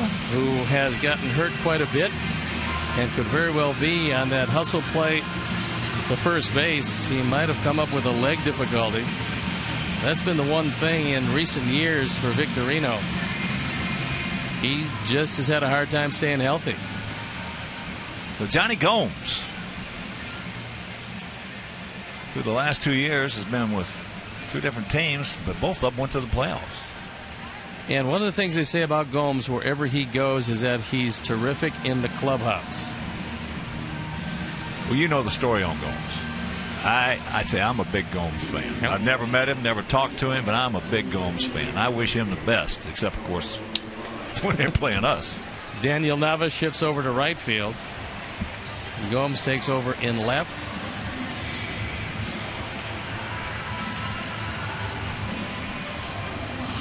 So we'll take a look at Victorino on the little squibber in the infield.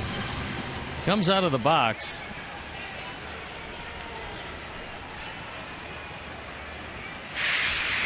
And he appeared to be okay. Yeah.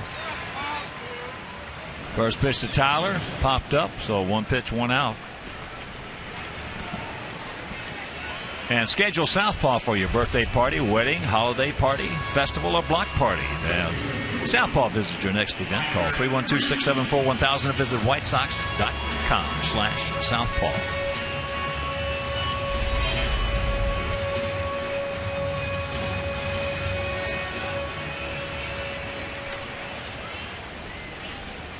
Here's Green. Had a good at bat back in the second. Rocketed a double into right field and scored on the double by Diaz.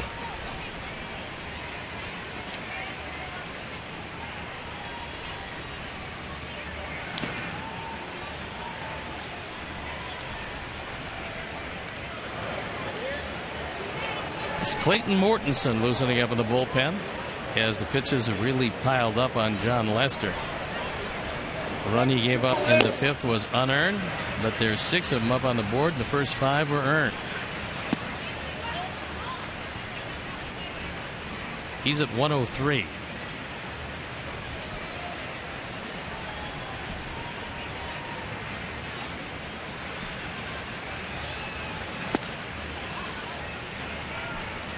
Two balls, 2 strikes.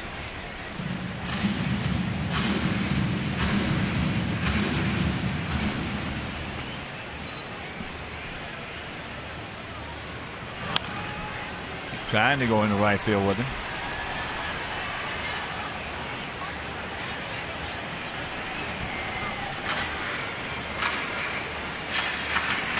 And in a battle that directly affects the Red Sox, New York in the 9th inning tied up Baltimore at 4-4. Well, that's smoke and mirrors they're doing it with. Absolutely. That ball into right center field. Ellsbury. 2 down.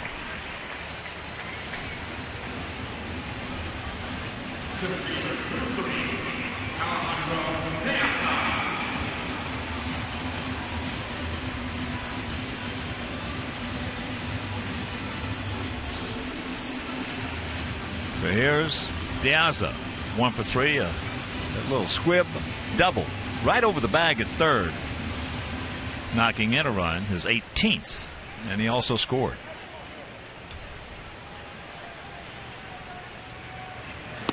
Yeah, but Johnny Gomes, quite a story.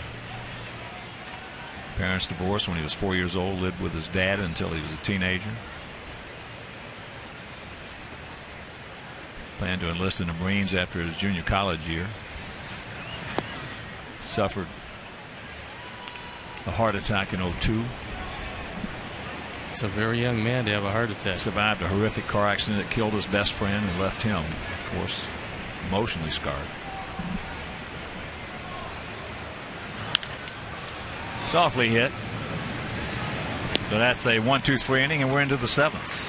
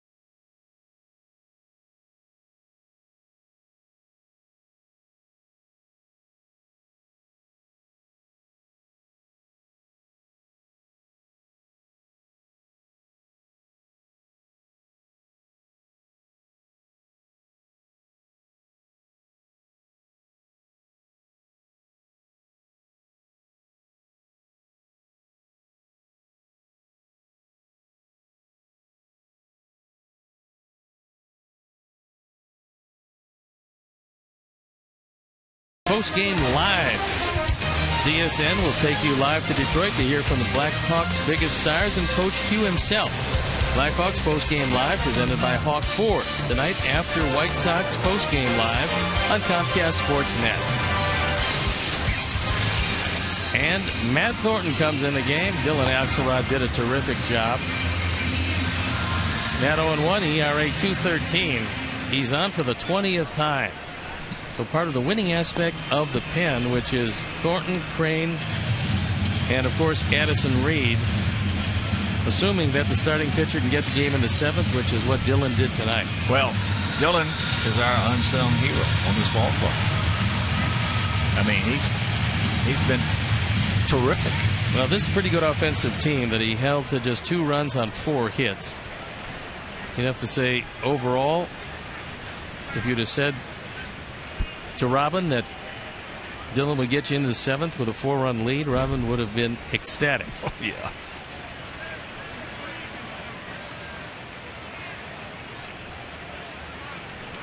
So here's David Ortiz. He's grounded to short and then hit into a 3-6-3 double play.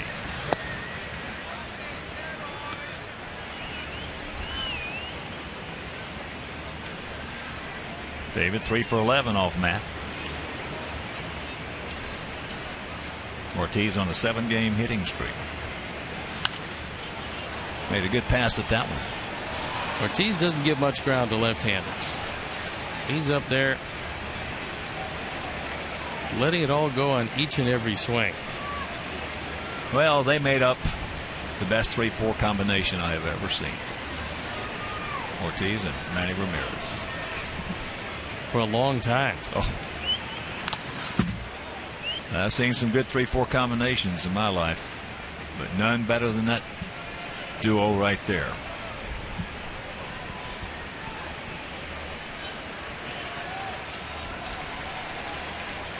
Anytime you can count on your 3-4 hitters each and every year driving in over 250 runs, which is what these guys did most of the time,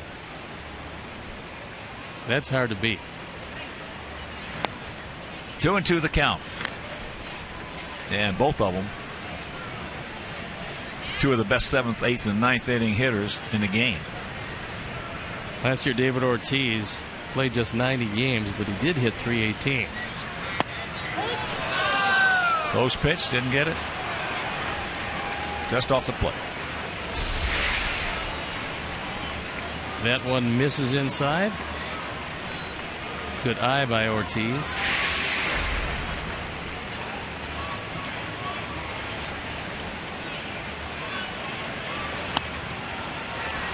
Oh, the dreaded leadoff walk.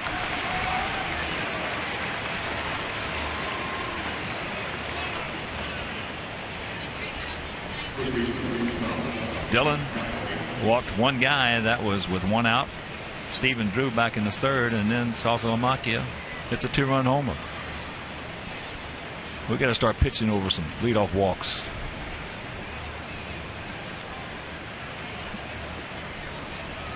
So here's Napoli. He's 0 for 2. Hit the daylights out of one to Alexa, who made a terrific play. It was in the 2nd inning, then he struck out in the 4th.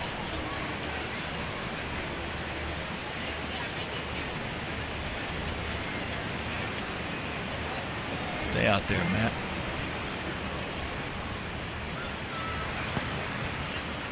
Blocked nicely by Tyler. So far, the Sox pitchers are as advertised in this ballpark, which is not an easy park to pitch in. They came in with opponents hitting just .220 against him here at home, which is the lowest mark in the American League and 3rd lowest in the major leagues. And tonight, no exception.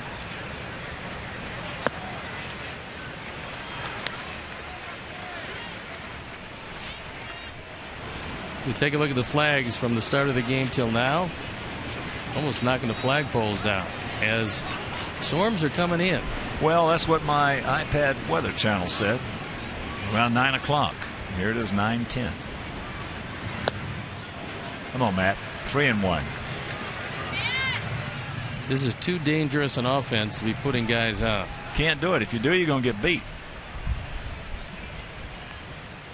Now you can feel the wind and the weather get a little chillier.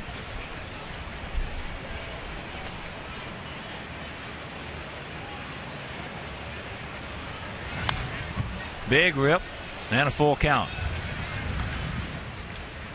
It's Jesse Crain loosening up. As Robin in the big first game of this series. Going to try to pull out all the stops to come away with a victory here tonight.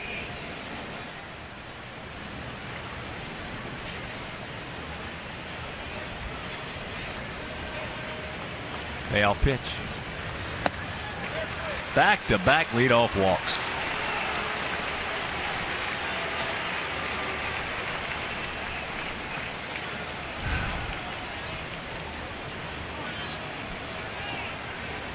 Well, this is a side, if you have your choice, this is a side where you want to face Nava.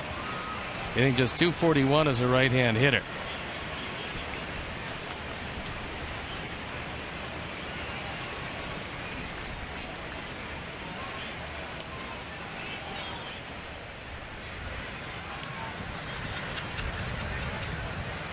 Nava has gone out to center, then he hit a frozen rope into right field that Rios made a terrific catch on, stayed with it. Fought the lights. It was a humpback line drive. And now But Tyler Flowers is out there to kill some time. He looked over. He got a sign from the dugout saying, go out there and spend as much time as Alfonso Marquez will give you to allow Jesse Crain to get that arm as loosened up as he can get it for Middlebrooks, who's in the on-deck circle.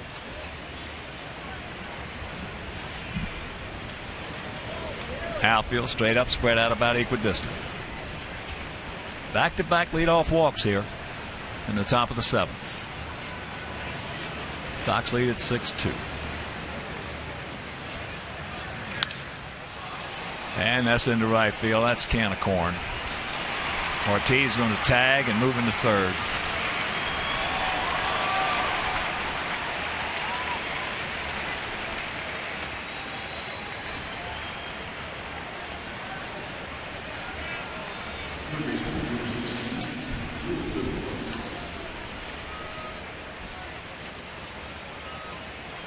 And here's Middlebrooks, who has popped up to right and struck out.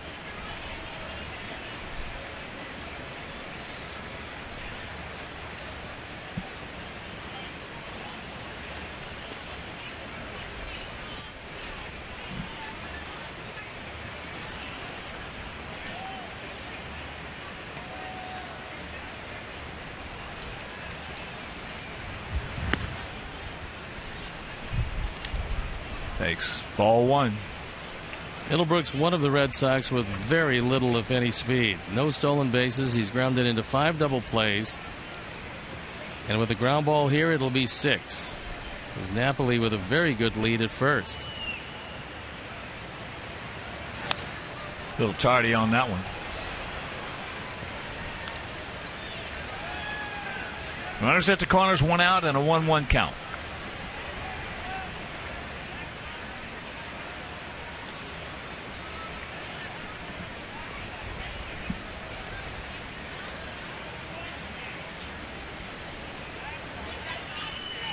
Want to go back inside.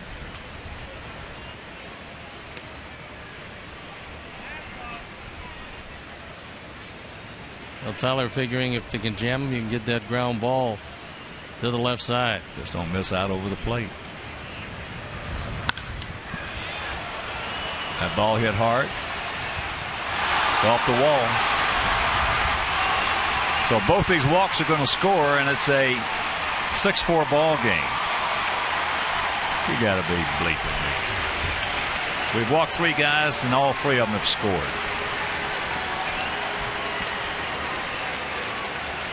$20 runs batted in for Middlebrooks.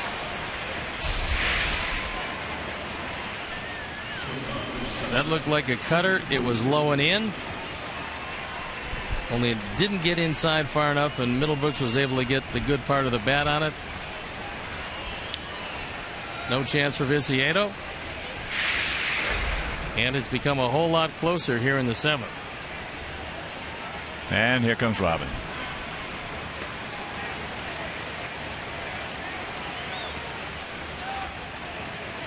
Oh boy. I gotta take some of my 5-hour energy. Well, that's going to be it, as Matt Thornton, I believe, is coming out, but no sign yet. Maybe he's just giving him a pep talk saying the left-handed drew him and let you get him out. That's what he is saying.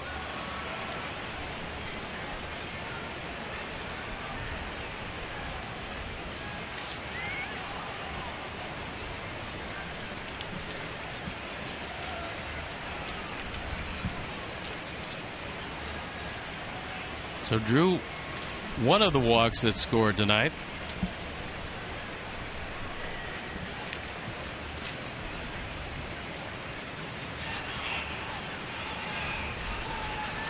Every one of them scored.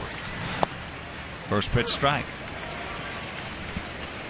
Every one of them has crossed home plate. We walked 16 the last 2 games.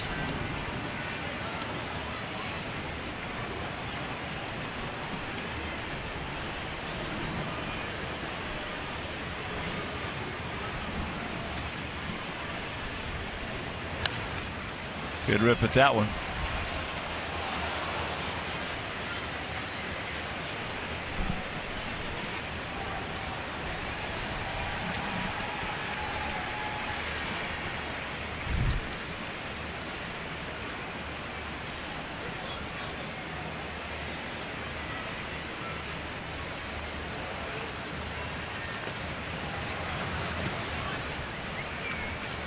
One and two the count.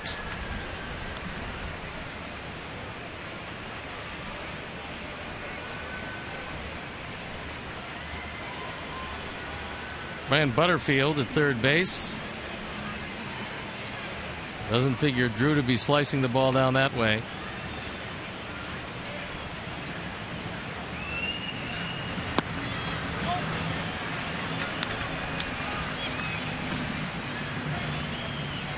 Two and two.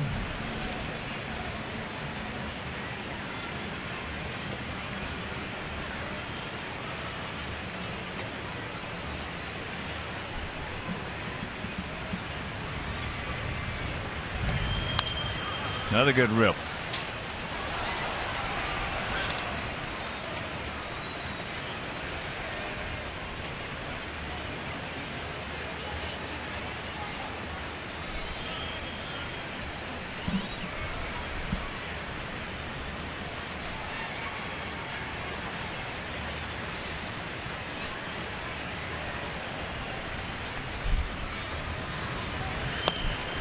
He gone. 2 down. What a break that time, as Stephen Drew is telling Alfonso Marquez it's a big call. Take a look at where this one pops up.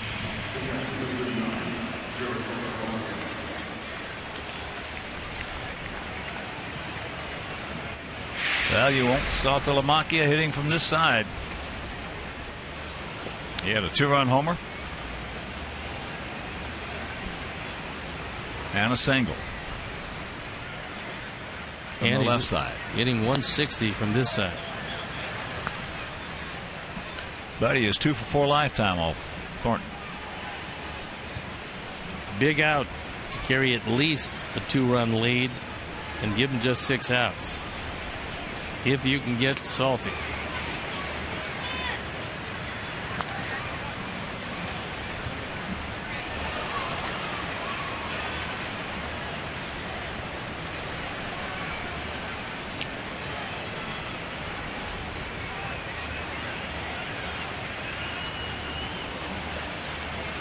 Now field straight up, about equidistant.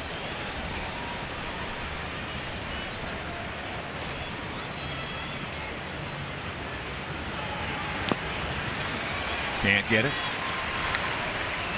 That one at 94.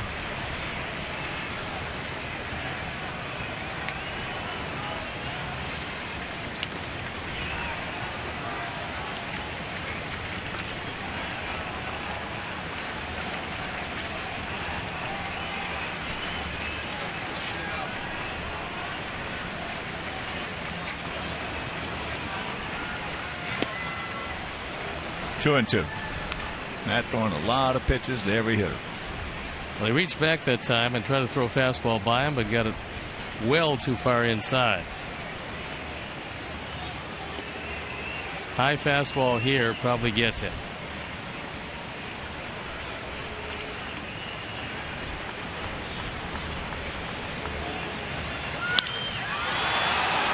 That ball high and deep in the left center field, but right in front of State Farm is Tank. So he walks the two leadoff hitters here in the seventh. The double by Middlebrooks. They score. Seventh inning stretch. We lead at 6-4.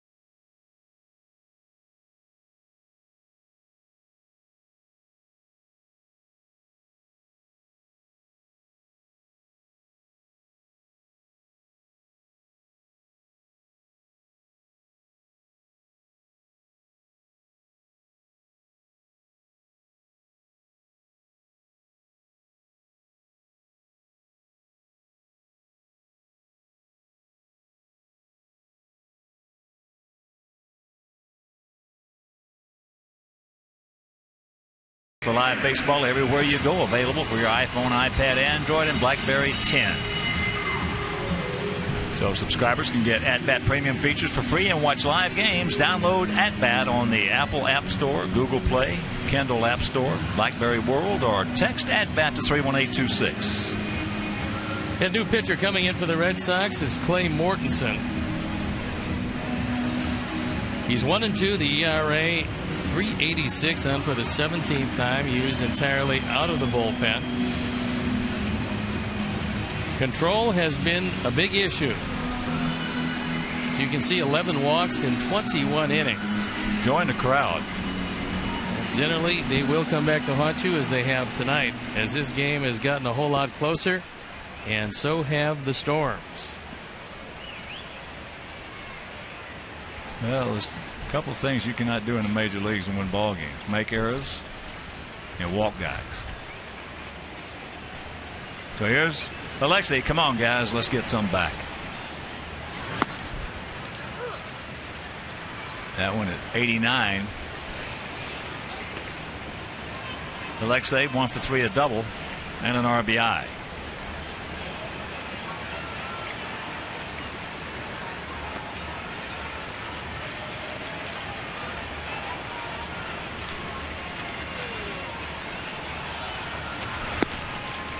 Checks it up.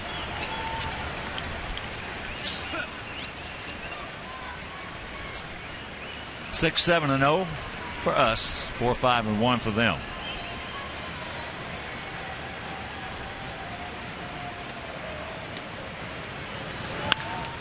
There's a chopper, 2 hopper.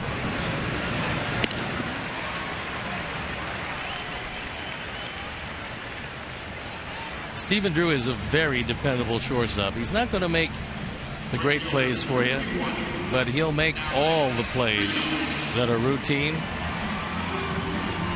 Been a good defender since he came into the league as a #1 draft pick by the Arizona Diamondbacks.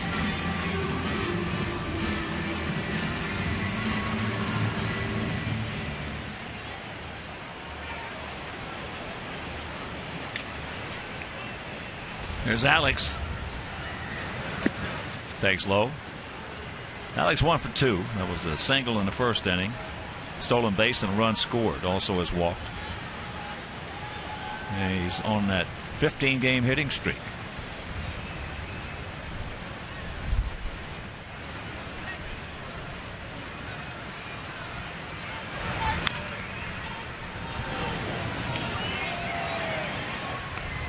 Mortensen has been around. He was with the Cardinals, the A's, and the Rockies.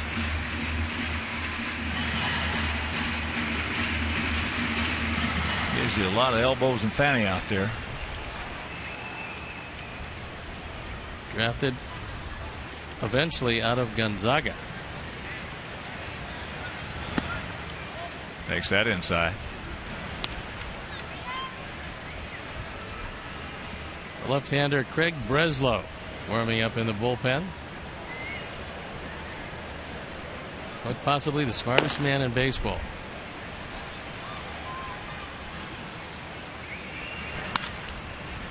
And there's another chopper 2 hopper. So 2 out, and that'll bring up Konerko, who is 0 for 2 with a walk and a run scored. And something happened yesterday. It hadn't happened since 1917. Matt Moore, Tampa Bay, became the youngest American League lefty to start a season 8-0 exclusively as a starter since Babe Ruth did it at the age of 22 back in 1917. That's pretty good company to be in. I wonder if Matt Moore can hit. Oh. Boy, these walks would drive you crazy, won't they? Man. With a good offensive team, each and every time you walk somebody, they will make you pay the price. If the team isn't a good offensive team, or you're going to score 10, it doesn't matter that much. Tops that one.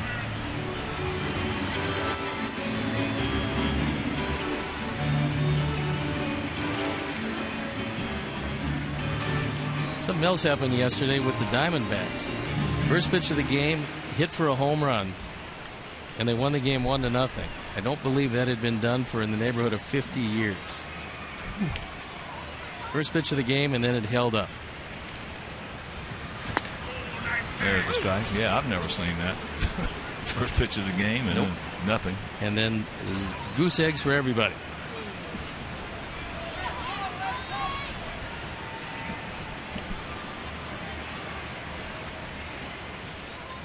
Two out, 1-2 the count.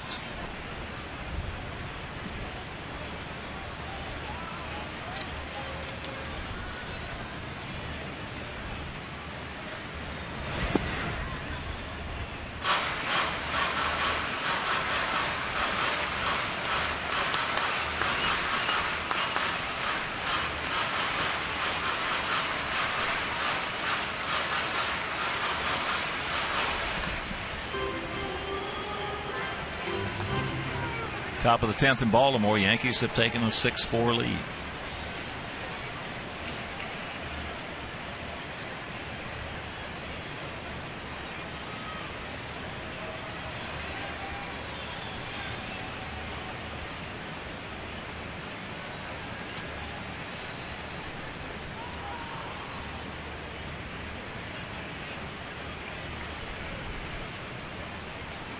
Hot dog wrapper.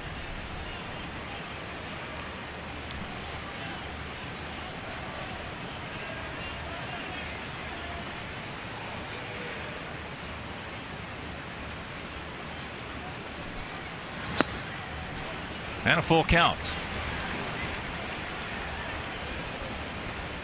Oakland leading Texas 5-2, top of the 7th, down at Arlington. And if you're just tuning in, Cleveland swept Seattle. Had a 3-run homer from Yan Gomes in the bottom of the 10th to win that ball game 10-8.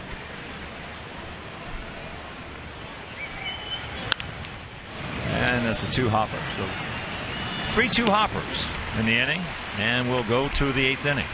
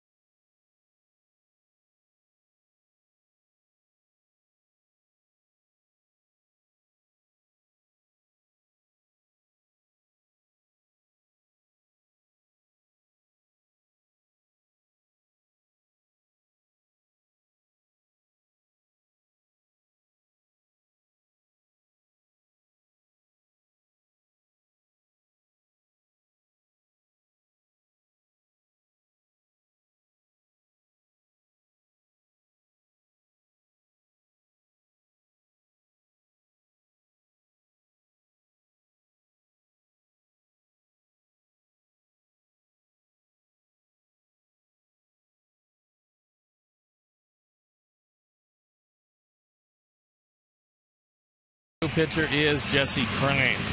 So Crane, the 3rd Sox pitcher of the night. He's been absolutely brilliant lately. ERA .93. The record at 1-1. 25 strikeouts, 7 walks in 19 1/3. He inherits a 2-run lead, and he's going to face the top of the order. Victorino, if you're just joining us, left the game with an injury that we have not heard about, putting Gomes in the 2 spot. So he'll hit behind Ellsbury, who will lead it off. Ellsbury is 0 for 3. 3 times he has grounded to second.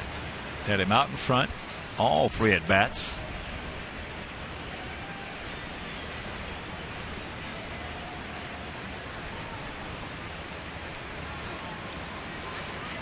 Scobie, who's faced Jesse one time, has a hit. Takes up high, ball 1. And it's not a good sign when Roger Bossard meets with the crew chief, Ted Barrett, as they did between innings.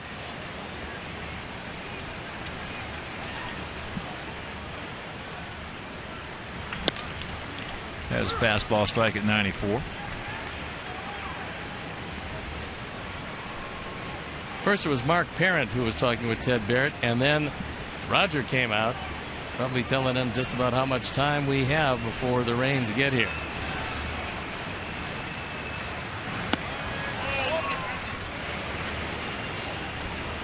That one didn't miss by much, and again, the top part of the strike zone, not to the liking of Alfonso Marquez.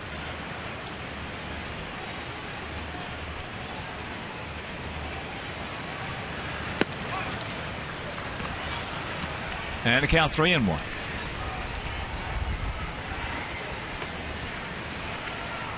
Well, we got some coming. There's no question about that.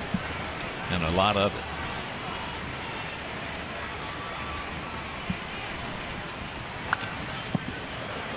Fires that one over off our dugout shield. And a full count. And it's not far away.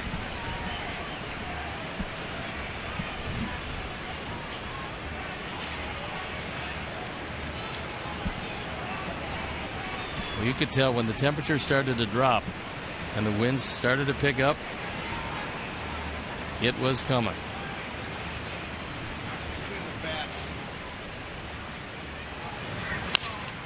There's another ground ball to second base. So 4 of them.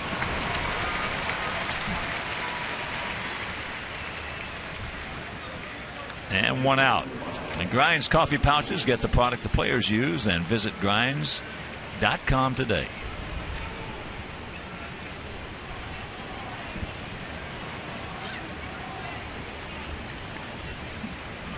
On my iPad Weather Channel map, it says it's out in Naperville right now. Get on the phone and tell it to stay there for a bit. Yeah. Here's Johnny Gomes. Victorino was 1 for 3. He got an infield single, and probably what caused him to have to leave the game. Gomes a very strong man.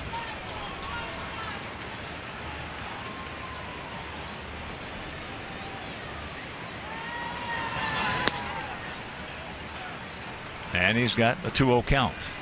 First of 3 against these guys tomorrow night. Jose Quintana against Felix Dubron. And that game will be over WCIU if you can't make it to the ballpark.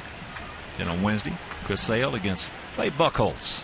And that game right back here on Comcast Sportsnet. That's going to be some matchup. You got 2 pitchers red hot, both of them at the top of their games. And Chris Sale coming off one of the great outings all year. Well, both outings against the Angels. Yeah. They've probably seen enough of him for a while. 16 innings, no runs, 4 hits. And a 3-1 count to Gomes. We don't need any more walks, Jess. We walked 3 guys tonight if you're just tuning in, and all 3 have scored. In a 6-4 ball game.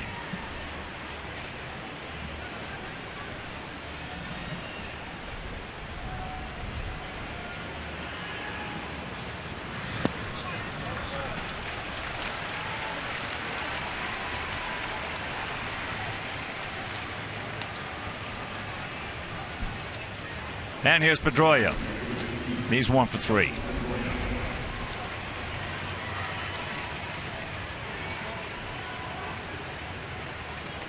Pedroia's grounded into 7 double plays this year, and that's tops on their ball club. And if he doesn't hit into one here, you're going to have to face Ortiz.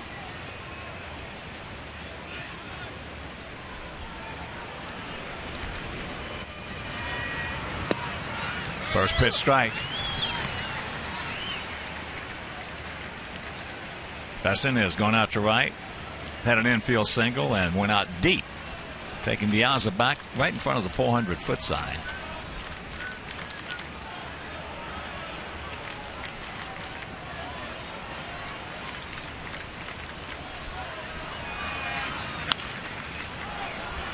Oh, 0-2 the count. First of an 8-game homestand. 3 with these guys, 3 with the Marlins, and 2 with the Cubs. And then as soon as we finish with the Cubs here, we go over to their place for 2 before going on the road again. This time to Oakland and Seattle. But 15 of the next 23 right here at U.S. Cellular Field. Fights that one off.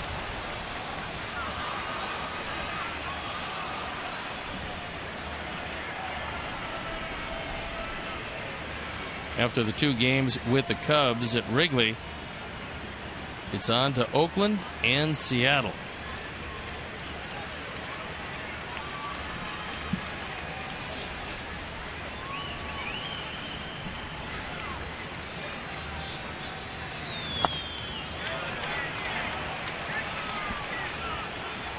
Up and in, 1-2. Trying to throw one by him upstairs. A little too far inside for Pedroia's liking. Didn't miss by a whole lot.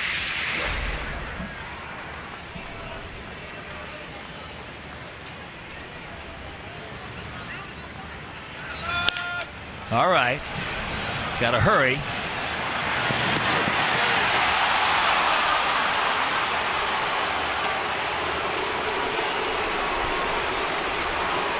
That one could be a very big play.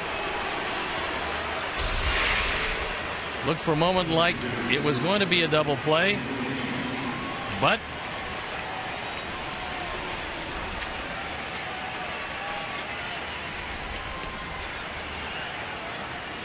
well, bang, bang. The throw might have just barely beaten him, but to the naked eye, it looked like a tie.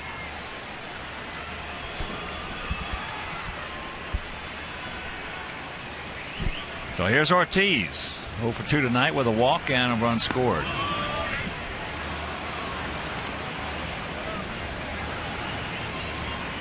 Well, Tyler Flowers saying something to Marquez. Outfield, they're deep. That pitch had most of the strike zone. A lot of pitches have had it. As I said, you don't know what you're going to get with Alfonso. And what defines a good umpire is a consistent strike zone. But he pops him up. Alexei, yes. We go to the bottom of the 8th, leading 6-4.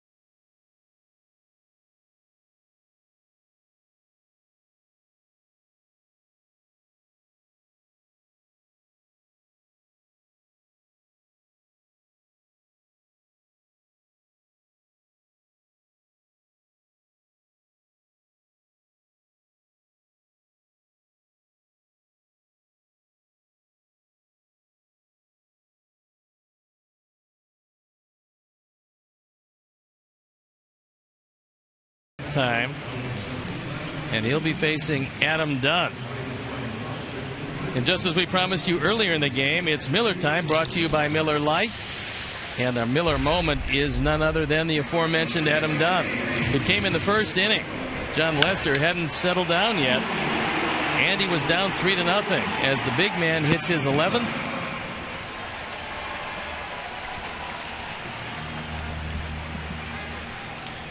And let's check out our AT&T tweet of the game from @JustinCocos. Offensive explosion. Save some for tomorrow. Hey, Justin, we're not out of this one yet. This is not exactly a laugher to this point. He might have tweeted that when it was 6-2. Yeah. Those walks will take care of that in a hurry.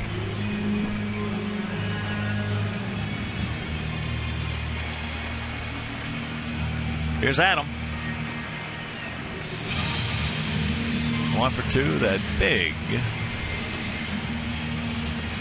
3-run homer. Yankees have defeated Baltimore 6-4-10. Mariano Rivera 17 for 17.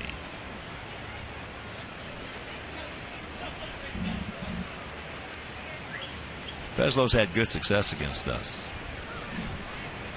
And there's a strike. And we told you that Breslow might be the smartest guy in the major leagues. His degree in molecular biophysics and biochemistry from Yale. He was specializing in stem cell research, scored 1420 on his SATs, 34 on his MCAT, which is a test you take to get into medical school. The average is about 28, so the man's got a future when he stops pitching. That breaking ball high. Ellsbury. Well, A.J. Pierzynski is one of the few guys that I've ever heard of. In fact, the only one I've ever known who aced his SATs. Perfect 1600. That's good.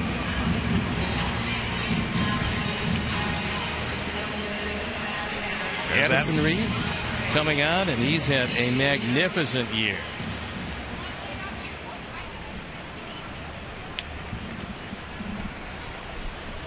Here's Tank.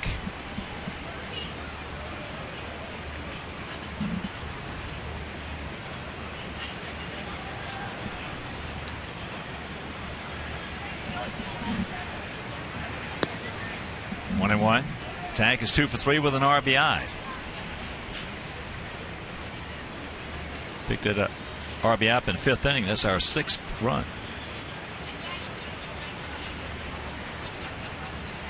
Turned out to be a very big at bat. Because it was a 9-pitch at bat. Yeah. And he really battled them. Fouled off some very tough pitches to stay alive. And finally base hit right back through the middle.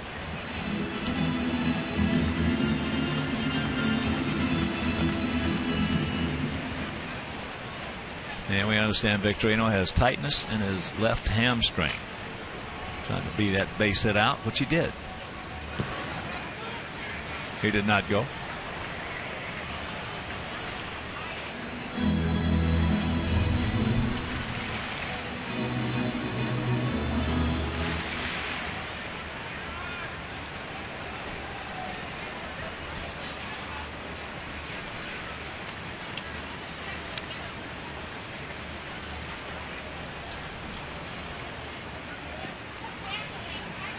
And looks at that one down low. So full count. Dodgers beat Milwaukee 3-1 up at Miller Park. Kershaw 5-2 with a 1.35 the winner.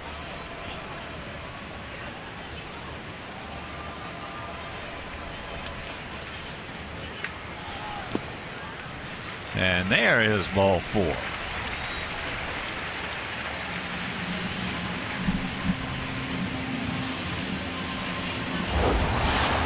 Let's revisit our picks to click. Paulie having a tough night. Alex Rios did extend his hitting streak to 15. And Viciedo 2 for 3 with a walk and a run batted in. And being in last place, it looks like it's all Viciedo to me.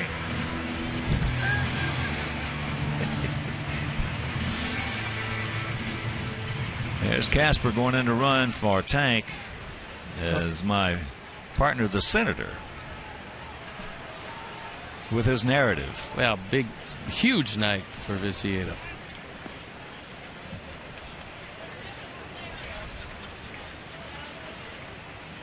That has become the compelling word lately. Narrative. A narrative, yes.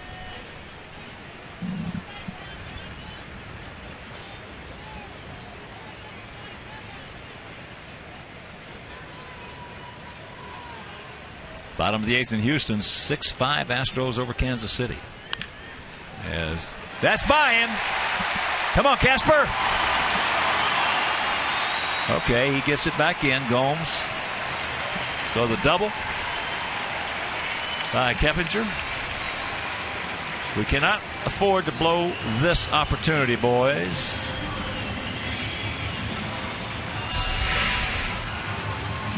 Middlebrooks off the line. And Keppinger takes it right down the line. Here's when our hitters have got to get it in their mind that when they walk up to the plate in this situation, that they are not the ones with the pressure on. Also, with the infield in, you'd prefer to see one up in the zone. The very worst, you want to come away with a fly ball. Well, yeah, but the whole thing here, Stoney, is a mindset. You've got to have a mindset that he's the one in trouble, not you. That is the whole key. That puts you in a different state of mind. And young players have a lot of trouble, as a matter of fact, getting to that. There's a good take right there. Yeah, the infield in is just, that's just blue plate special for a hitter. But you got to get yourself in that state of mind. Nave has a pretty decent arm in right field. Gomes has no arm in left field. And Ellsbury unless it's very shallow, is not going to throw anybody out from center. That won't get it done. 2 down.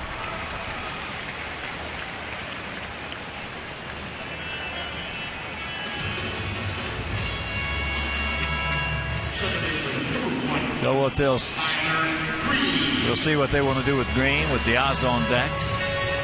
Green is 1 for 3 with a double and a run scored.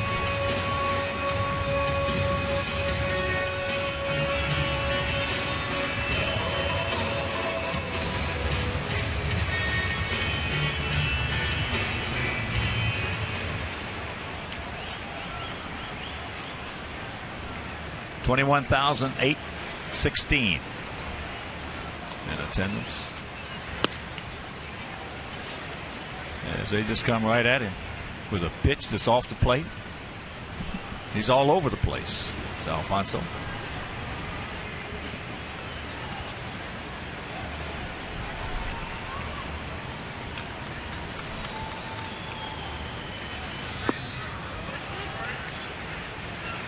And the count 0-2. That one just disappeared out of the zone, and Tyler couldn't check his swing.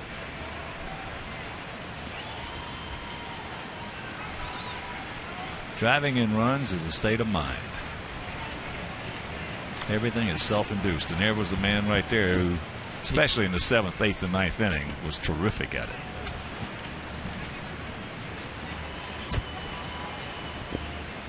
What do you have? 14 Grand Slam home runs.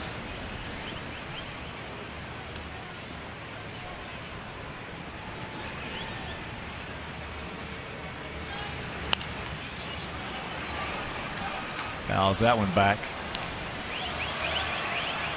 Watch out. Young lady down there almost took a header trying to get that foul ball. That wouldn't be good. Not against that concrete, you wouldn't. No, you come in second. Yeah. To that.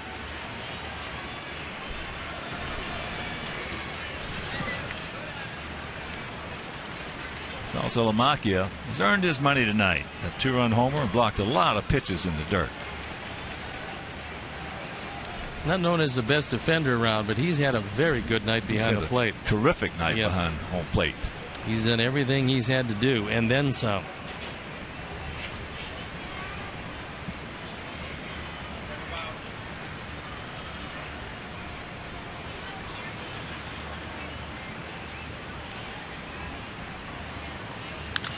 There's a shot. That's a tough right there. Hang Wolfham for Tyler Green. Meanwhile, we'll go to the 9th, leading 6-4.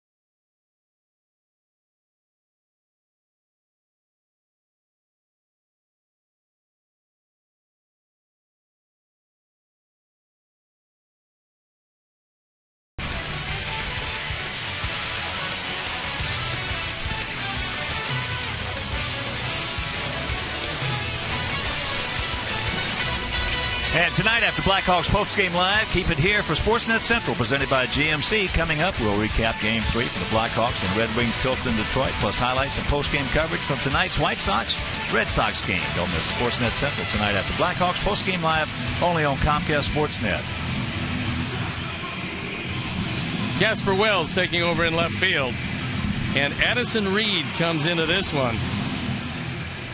Reed has been almost perfect this year. ERA 2.37, 1-0. Has yet to allow a long ball. We'll have to hope that that continues. Looking for save number 15. First pitch strike. Napoli is grounded hard to short. Alexei made a terrific play to get him. Struck out, walked, and scored.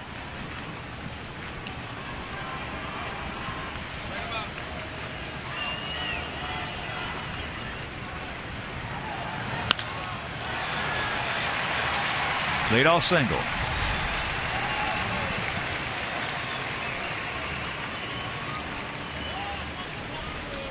First hit of the night for Napoli. Fastball on the outer part of the plate.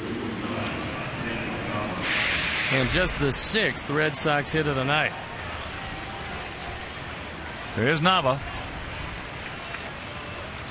0 for 3. With one of them being a vicious line drive to Rios, who made a good play on him in right.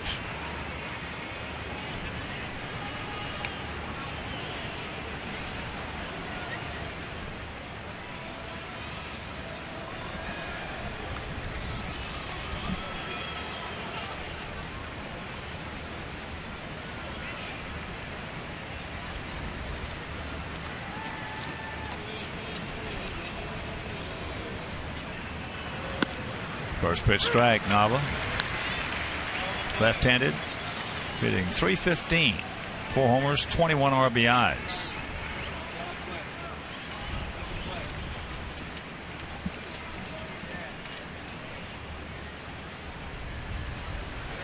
If you're just joining in, we have walked 4 guys tonight. 3 of them have scored.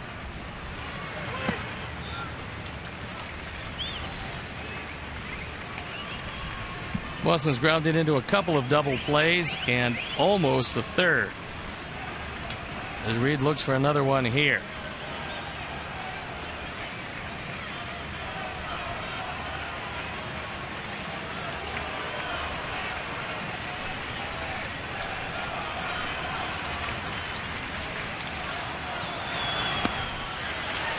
Big hack on a changeup. Well, that off-speed pitch has been Addison's best friend this year. That ball just sinks out of the zone. He's has such a good motion. Good motion. Looks just like his fastball. Yeah. And the hitters are swinging at that motion.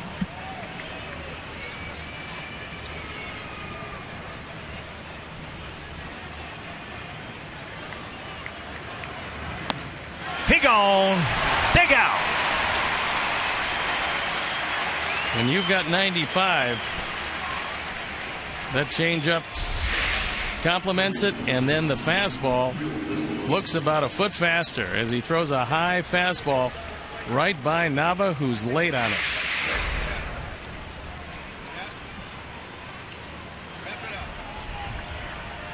Here's an inviting double play target. He's driven in 2 runs with a double. That was in the 7th inning. Matt walked Ortiz and Napoli to lead off the inning. Nava flied to right, then the double, the 2-run double by Middlebrooks.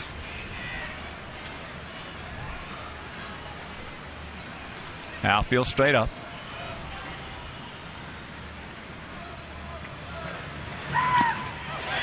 And the count 0-2. That at 94.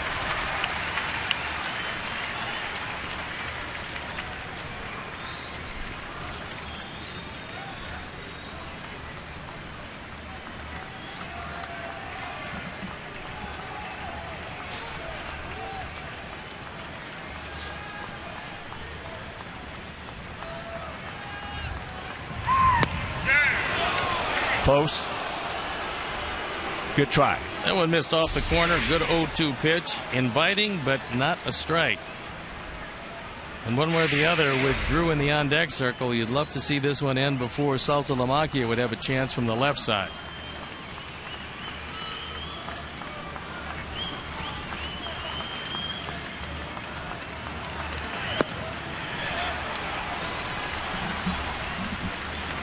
Keppinger could not be further toward the line than he's playing right now. As that one looked like strike 3, he did not get the benefit of the call.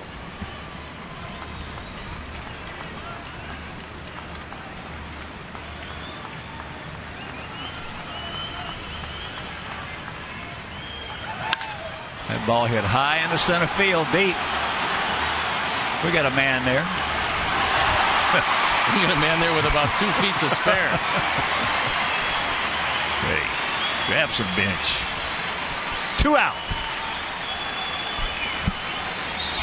Well, he had another opportunity. And this low fastball almost left the yard. But Diaz, right in front of the 400 mark, able to put it away.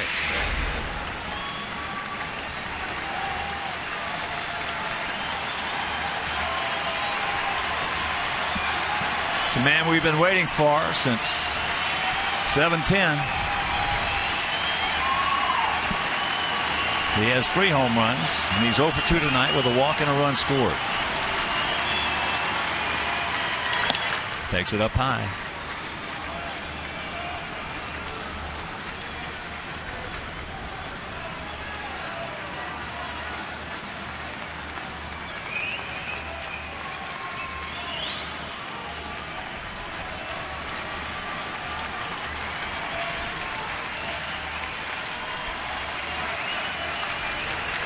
There goes the runner. And there's a strike to even the count at 1.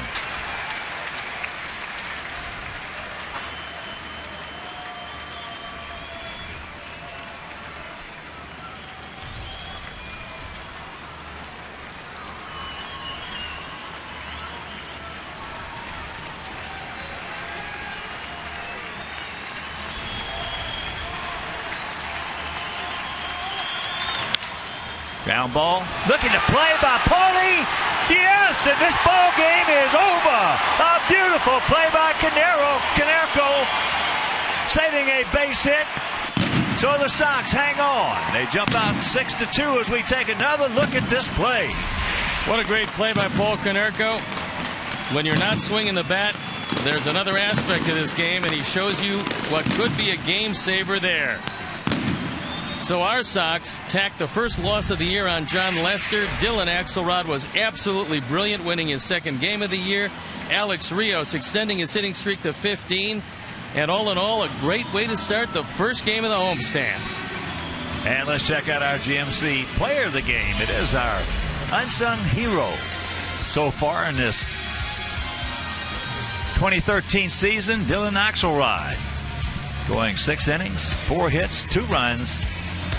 1 walk, 2 strikeouts, our GMC player of the game. So for my partner, Steve Stone, our Hall of Fame director, Jim Angio, our producers, great to have Mike Leary back. Our associate producers, great to have Dave Ross back. Our technical manager, Mark Harper. The executive producer, Jim Corno Jr. And for the mayor, Mean Joe Groove. Also Dave Chella, Frank D'Amato, Frank Leone, Doug Bullard. This is a Hawk. So long, everybody. You've been watching Chicago White Sox baseball on Comcast Sportsnet. Yes.